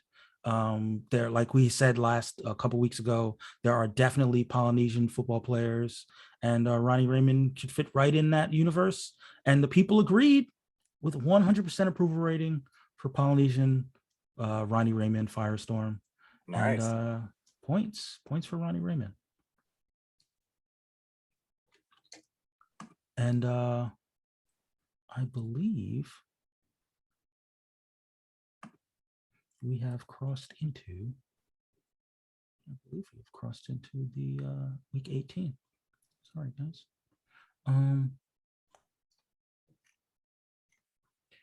Speaking of characters that are not Polynesian, yeah, that's how I'll do it. Hercules was drafted by the Jewish delegation. I'm sure there was probably a way to square that circle of, since he's a demigod, he could have had a Jewish mother, and that's matrilineal. But 75% approval rating for Jewish Hercules, short of the threshold, didn't quite get there. Would have loved to hear the ways in which Jewish Hercules would be different from conventional Hercules. Never got it. So, we'll just press ahead. We also got from the from the Swana delegation, Violet Harper, who you might know from Young Justice, aka Ultraviolet? No, Halo. My apologies. Halo, 100% approval rating. Mm-hmm. So points for Violet Harper. You're like I said, you watch Young Justice, right? Well, I'm not current, but I was around when the characters showed up on the show, and I was about to mention, like, that was very interesting that they had the character, like, that was a retcon. Like, she in the comics. Yes, in the comics she's white. This is an actual true blue racial draft because the show decided to depict her in the way that they did, as a brown woman with a hijab, or young woman with a hijab. They explore her faith, and they really kind of some of the Muslim fans were not amused. I didn't know that. I did not know that. There was a bit of some backlash. I think it's like they showed her doing some very un-Muslim things. Well, yeah, I mean, and of course, there's some. She's now they are now non-binary in the current season, as they are really coming to their own as a character. So, I think it's who knows if there are going to be subsequent seasons of Young Justice, but I think that what they did with Violet Harper was actually really well done, and hopefully the DC will find a way to bring Violet into the main universe. Yeah. Moving forward, we this was unfortunate because it didn't click like I didn't expect it to click, actually, if I'm being honest. The Latinx delegation, they tried to make a move on Monica Rambeau, and the people were not having it. We will not have it. We will not have it. They said Ram no. Exactly. Ramboo. Only 54.6% approval for Latina Monica Rambeau, which that is not gonna pass muster. No. Speaking of, this is where things get dicey for me, because sorry guys, I'm listening. Moving forward, we already talked about Super Skrull. Reptile. This one, now these are the picks from this current week, which have not yet which are not yet closed. So every pick from now on, we're going to talk about it, but there's going to be some time for things to change. But Reptile, aka Humberto Lopez, fairly new character, who is a young child, not child, but youngish, teenage character who transforms into dinosaurs. He is in the comics, he's Latino, and the Latinx delegation went ahead and drafted him, and the people are currently at 100% approval for it, which I kind of understand. Yeah. We already spoke about Miss Martian. We spoke about Brainiac 5, Namorita. I was surprised. Isn't Namorita Namor's cousin? Well, Namora is his cousin, and then Okay. Namorita, I think, is like her clone or something. Her clone daughter. Oh, that's confusing. Yeah. Well, the Jewish delegation dipped into that gene pool, as it were, and got themselves a Jewish Namorita. Currently sitting at 100% approval rating. We'll see how it goes. Still shall see. Still no explanation as to what the Jewish Namorita brings to the table, but I'm not super opposed to it. But so yeah, we'll see how it goes. Through racial draft family chaining, through the drafting of Reptile is Eva Quintero, who I believe was joined up with Strange Academy, right? Mm-hmm. Yeah, courtesy also, of the Latino, the Latinx voices book. Yeah, all the more reason that it is particularly baffling that she's currently sitting at 87.5% approval, considering that she's just staying Latina. That is weird. I don't understand. But yeah, Eva Quintero, still got time, listeners. If you want to approve and get that up to 90%, go ahead and try it. Go ahead and do it. But currently below the threshold. Give me a second, guys. Just gotta do a little bit of bookkeeping here.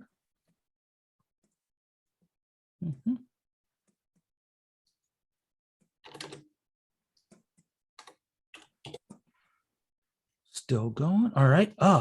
The Southeast Asian delegation, another defensive pick for them, as they acquire Martin Lee, aka Mr. Negative. Mr. Negative is an interesting character. Do you have a lot of exposure to Mr. Negative, Randy?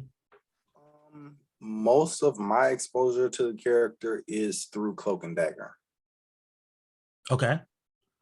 Yeah, she's like switched up their chi or whatever. So I mean, I've kind of, I don't really have a whole lot of experience with him, but he's interesting when I see him show up. Yeah, I mean, he's a big part of Spider-Man mythos. He's in the video game, which obviously I'm not a huge gamer, as the listeners know, but I would love to see Mr. Negative and Cloak and Dagger. I think we've talked about this before, in a Spider-Man movie, given that their powers come from the same source. Obviously, he's a fairly new character in terms of creating more diversity in the Spider-Man mythos. There's that definite, obviously it's a little bit fraught because there's no May Parker, because in the comics he has an association with Feast and he has an association with May, in the sense that his not heroic, but his sympathetic alter ego, Martin Lee, just seems like such a good dude. But when he goes negative, then again, negative. So it's an interesting spin on the whole like Jekyll and Hyde thing. Having a like really nice guy that you want to root for, and then like a full-on villain when his powers kick in.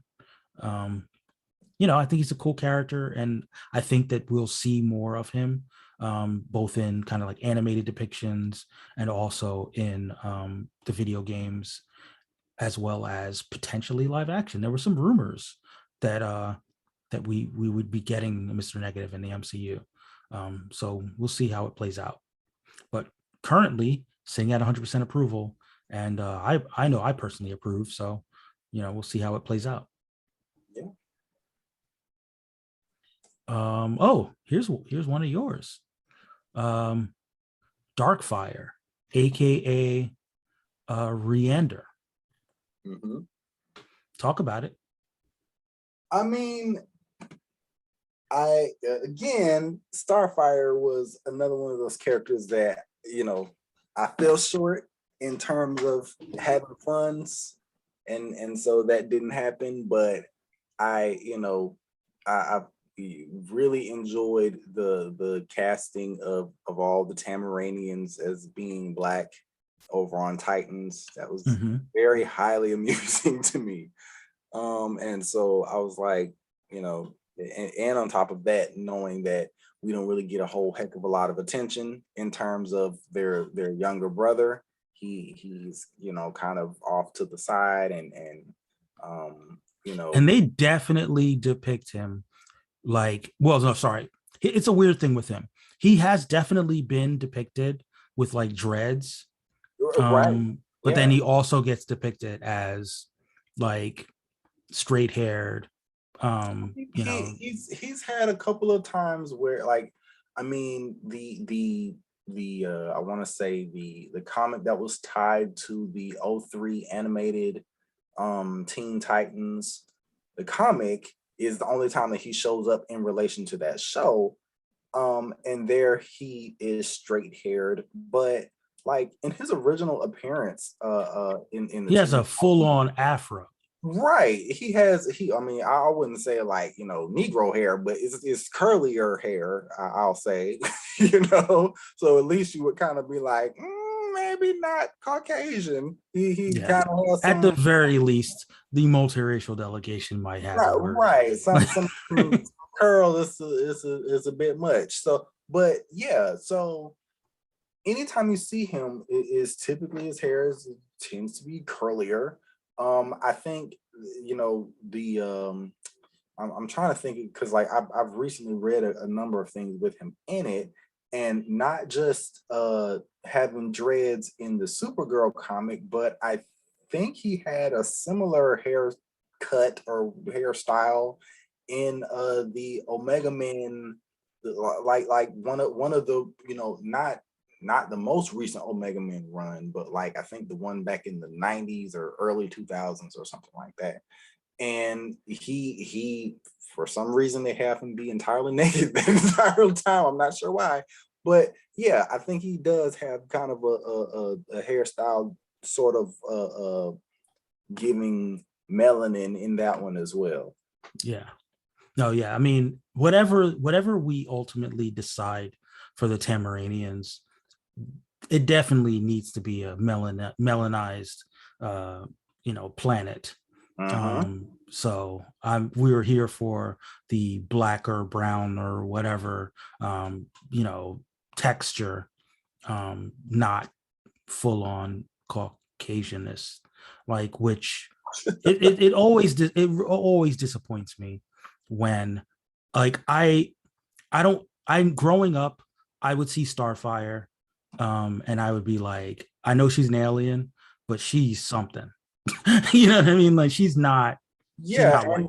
And it's funny because she I believe the original like inspiration for her was like one of the kind of old-timey sort of like savage wild women, that kind of but it was the character, I believe, because like I've read some of the interview stuff, and so like recently I read that, and they were like telling what the different inspirations were for going into the character, and it's like it didn't come across to me as, even though these characters were white, that I would have never guessed that. I would have never guessed that that was like where they went with the Nah, character, because it like her yeah. features look Look, a that's just a tad. function. That is just a function of white people writing that character because Yeah, like the people who were illustrating those characters were definitely making them ethnic, yeah, yeah, like some kind of brown, yeah. if not black, you Mhm. know. So I understand. I understand. Um, we'll in subsequent seasons, now that family chaining is going to be like a more established thing, it will remain to be seen, like how people play out the whole like Coriander, Commander, Ryander family. But as of now, you got a big chunk of the family, and we'll see it. Like currently, I think you're all sitting above the threshold for bonus points. So we'll Yeah. see if that lasts. Speaking of probably a controversial pick that may not hit the threshold, but kind of feels right. The multiracial delegation went ahead and got Forge to be Native American and white, and you know, let's go through it. He he conspired against the mutants. He developed a technology that allowed mutants to lose their powers. Um, Worked with the ops. um, I mean, I know he's cool now, but Ford just got some things to answer for, and Yeah. it's very explainable. As I mean, maybe he's a little white passing, and he had some moments where he thought that he could maybe get down with Caucasia. I would love to hear the explanation. I really would. I mean, I just feel like more so than him just fully identifying with the Native American delegation, him identifying like a little bit of, feeling pulled in two directions might really explain. I mean, I saw the picture. I mean, I chose the picture. So of course I saw the picture of him, in his little, in his little polo shirt with his, looking, is giving country club. Yeah. So, I'm just I, saying. I literally just came across another picture of it on the timeline. His little booty shorts and Mm-hmm. striped shirt and the cane. Mm-hmm. All I'm saying. I'm not saying he's fully embraced. I mean, because I know in previous seasons, the white delegation went ahead and just swooped him up. Like, but that doesn't feel right for Forge to be like fully Caucasized, but like, you know, tempted, tempted to deny his people. I could see it. I could see it. So right now he's at 80. Right now he's at 88.9%. So if you think that this is where you think he torn between two worlds as the multiracial Forge, go ahead and cast your vote. You've got some time. Shout out to uh, former or sometimes we'll say a South Asian delegate um, who was like, "Oh yes, yes, that makes total sense for Forge."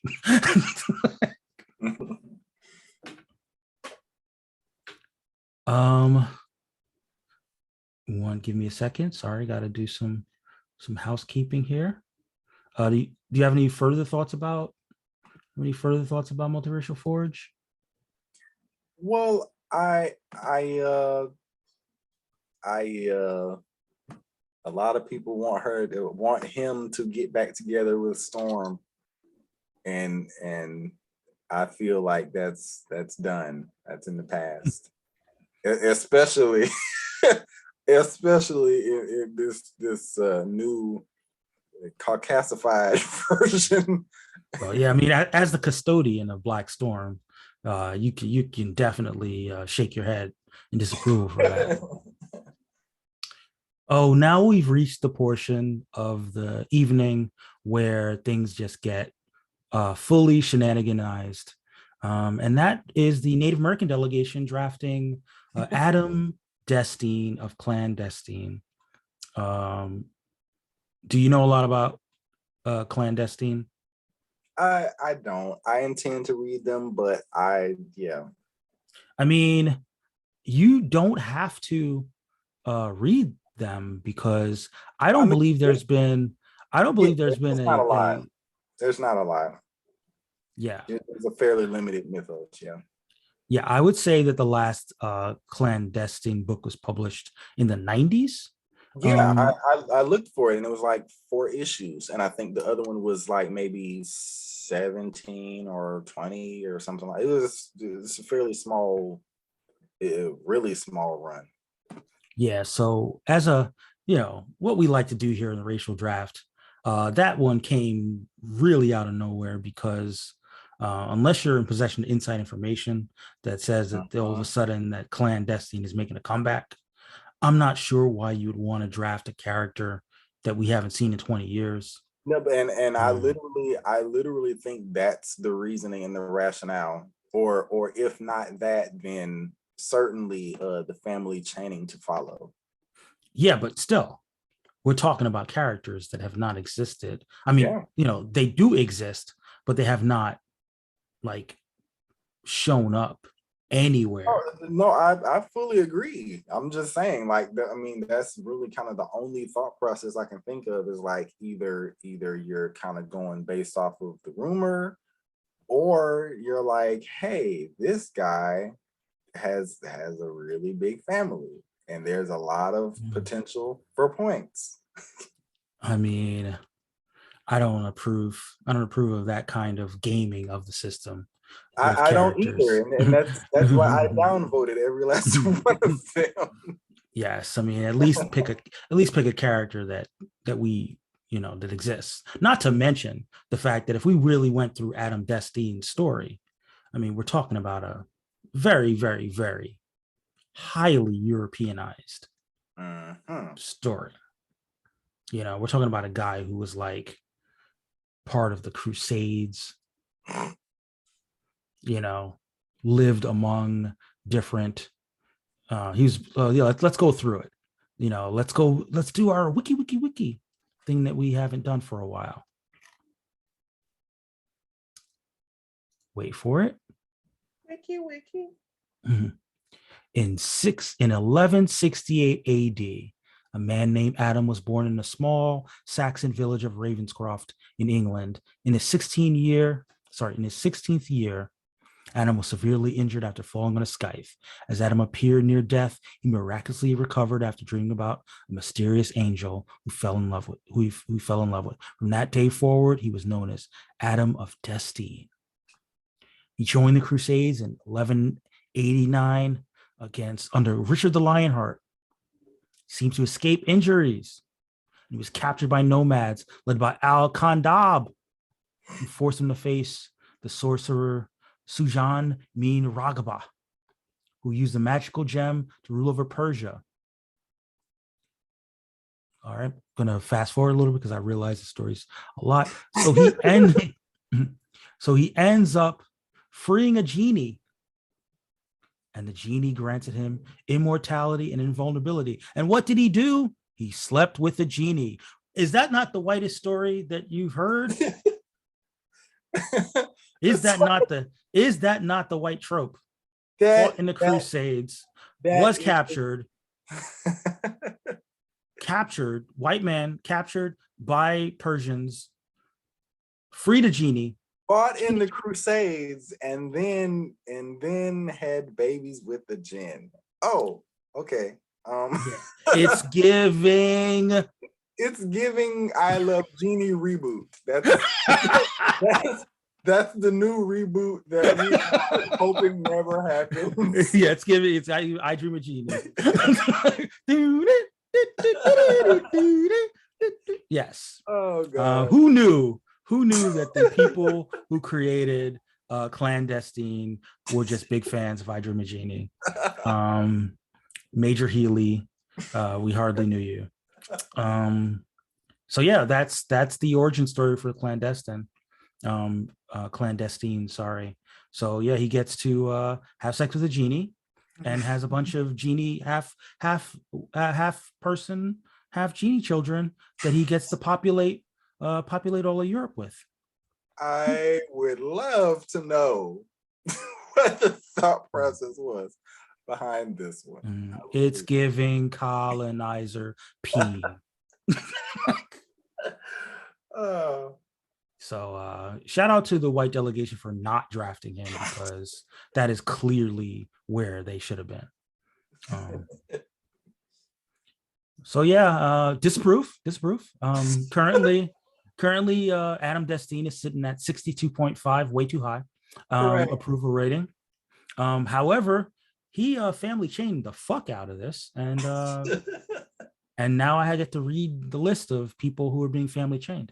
Walter Destine, 25% approval rating. Nathaniel Destine, 0% approval rating. Albert Destine, 0% approval rating. Jasmine Destine, 0% approval rating. Will Chance, he changed his name, 0% approval rating.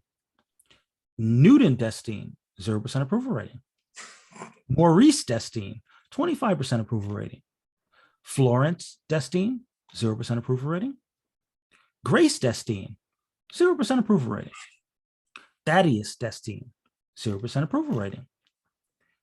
Dom Destine, 0% approval rating.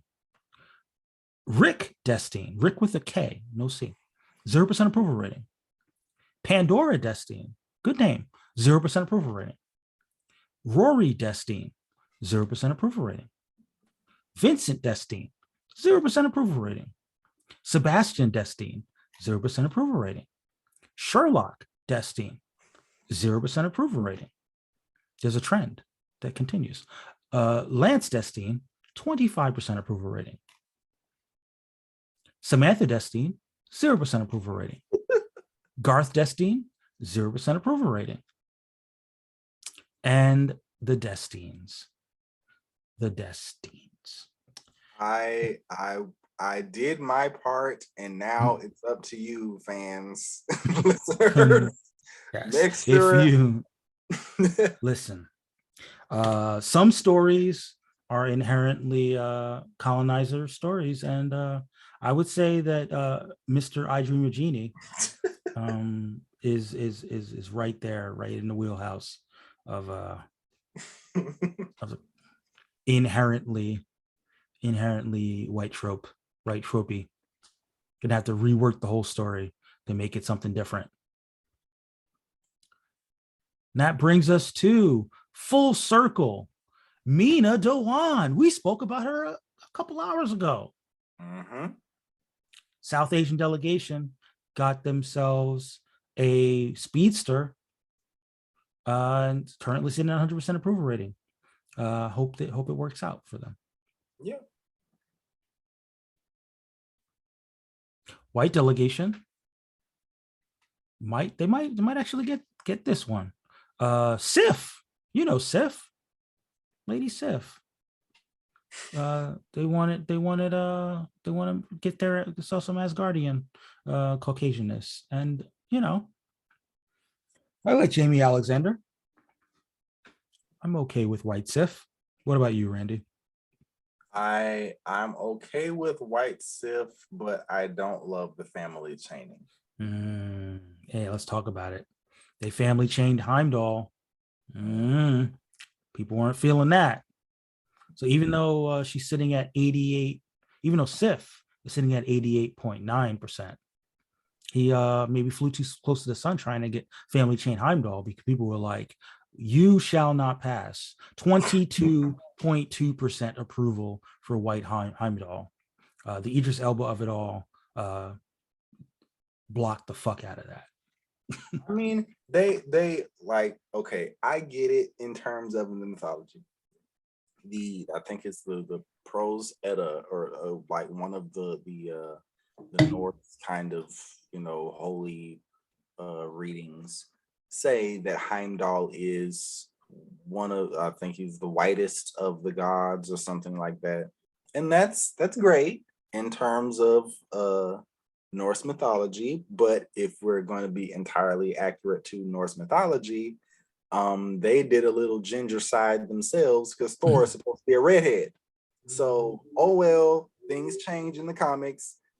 Look, here's the thing. Here's the thing about the mythology. No, this is Marvel. This is not mythology. Right.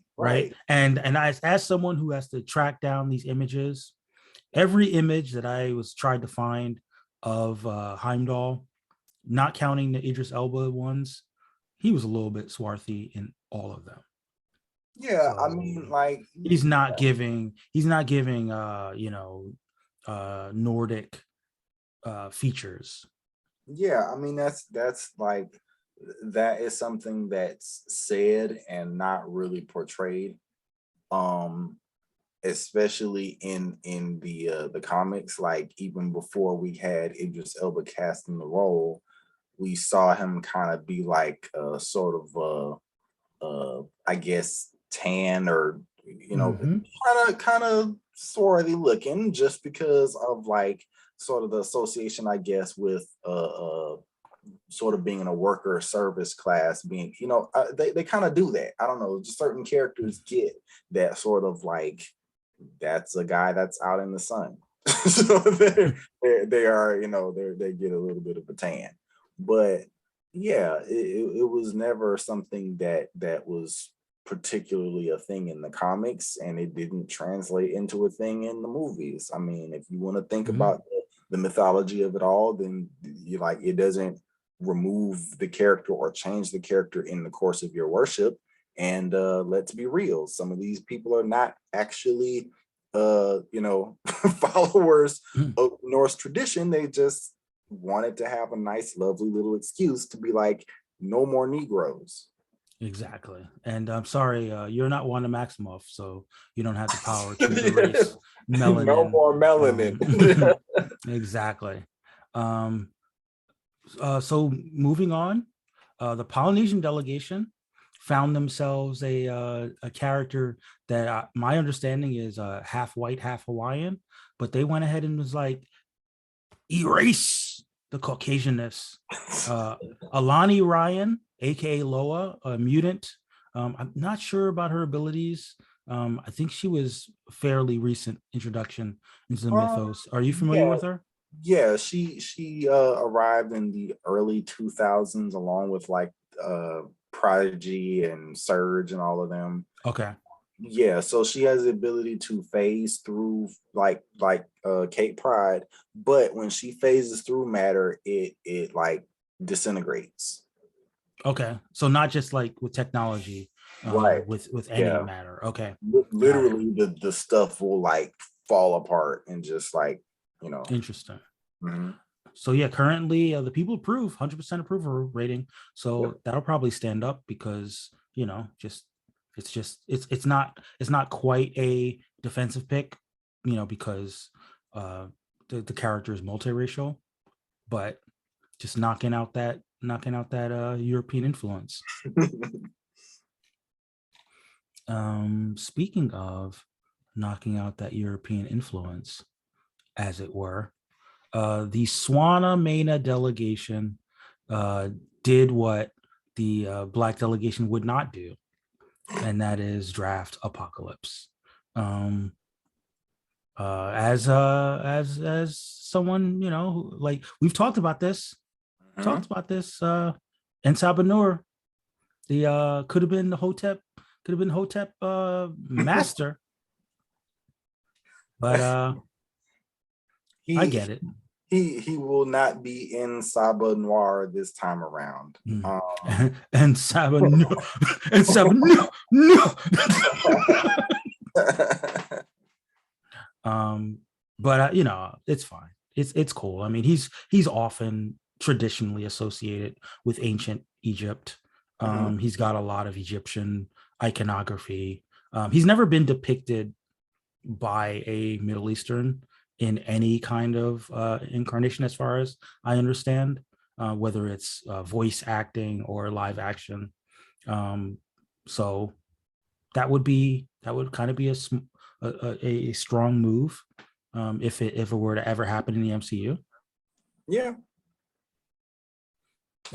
Listen, I'm biased because I'm black, and we don't have a lot of high profile black mutants. And Apocalypse, like, because of the things that we traditionally associate with Apocalypse, like his physicality, his size, and his deep voice, like, it's not too hard to imagine him being African, like West African as opposed to North African. Um, but it's not crazy. North African Apocalypse. I mean, like Toriano didn't get him, so I count Yeah. that as a win. Correct. Yes, that would have been weird. Native American Apocalypse. We would have had questions, as we often do when Toriano is like, his roots go back to 5,000 BC, but he's Native American. It's like, how? I just need questions being answered. Just tell me how. And I think that another season he was drafted by the Jewish delegation, and that, I don't know, that feels like That feels highly problematic. cognitive dissonance. It's like Apocalypse, who believes in genocide. It's like as a way of life. Yeah, so I mean, I'm not, yeah, we like, I understand the reticence of wanting any delegation to be like, that's our guy. Mhm. Given his problematic past, Yeah. but story wise, it's right. I From a fan casting perspective, I have no idea who would be the right um, you know, uh Swana casting for Apocalypse. So whenever Marvel decides to go that route, good luck. Good luck. But I think that may be it as far as summarizing the week. I mean, so make sure that there aren't any lingering approval ratings that I haven't given points for. No, that's it. We did it, Randy. We went through. We hit all our points. We got our characters. We got our news. Um, what would you like to see in the 7th round of the racial draft, supplemental draft? More people with melanin. No, but more ginger side. I I want more people to like help me in the effort, because like I can't carry the movement myself. Like, come on, Asian delegation, come get some redheads. Like, let's make it I a fun. mean, I do not approve of ginger side. Just so we're out there. But I mean, I don't see it as ginger side as long as the characters maintain their red hair. Just like, look, Ms. Martian has red hair, and presumably she keeps her red hair. You I know. mean, look, the only Miss Martian I acknowledge is the one that we saw on the Supergirl show. That's it. I Oh. I I reject the red hair. That's you know, but no, but it's just funny to me. Like, we kind of had some problematic foolishness happening this week. Like the Spider-Man, like a couple of problematic Spider-Man stories occurred, and like, so I'm just feeling particularly salty this week, and I would like to see some wrath and some backlash. Yeah, I got it. I got it. What I'd like to see, honestly, is I'd like to see more, you know, characters who are like in live action, Mhm. that are not necessarily in the comics, but like maybe people would like to see introduced in the comics or like made more prominent in the comics. That's one of the cool things about the supplemental draft, that you can kind of pull from different media and sort of stake your claim to a character and say that this character would be like a good addition to the canon, like a full addition to the canon. Yeah. um And so to that, I will add that there's a number of you know, CW, their Arrowverse is kind of, the future is shaky, but one thing they did do is introduce a number of original characters that I feel would be really great additions to the comics. sure, I Mhm. agree. um so yeah, I mean, like we like you said, the Arrowverse is not necessarily long for this world, but that doesn't mean that some of these incarnations of the characters or new characters aren't valuable additions to to the stories to come. So hopefully that inspires some of the delegations and their delegates to to make some picks.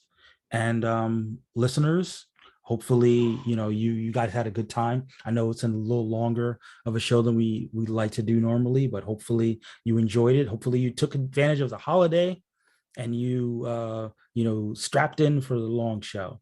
um Randy, where can they find you, the listeners? I'm on Twitter at Randy S0725, and I use the hashtag superpowerlist. Okay. And you can find me also on Twitter at MTFIII.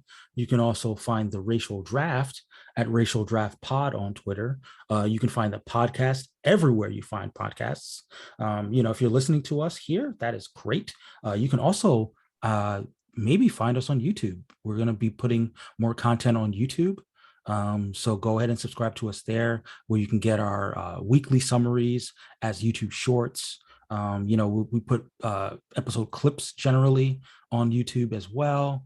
Play around with the algorithm, subscribe to us, like us, do that thing, the thumbs up, whatever you do.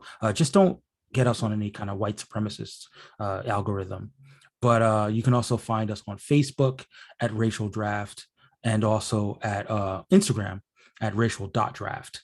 We're always enjoying, we're always trying to cultivate good conversation around these draft picks. We're always hoping that the more creative minded among you, whether you have like stories, potential backstories for these characters, whether you have potential fan art for these characters. Shout out to our girl Charlene, who's always killing it on the fan art tip. I'm sure she's got something brewing up in the next couple of days. Like we're loving the creative minded. I mean, we're all about creativity here, even though we have the jokes and we have our racial humor and everything like that. But ultimately, this is a creative enterprise. It's about opening your mind and opening your imagination to kind of diversity in the comic book universe and making these characters richer and more fulfilling. So, if you enjoy this, hopefully, if this is your first episode, I do apologize, but hopefully it's not your last. So, we'll be back next week with more Racial Draft shenanigans. And until next time, all things are possible.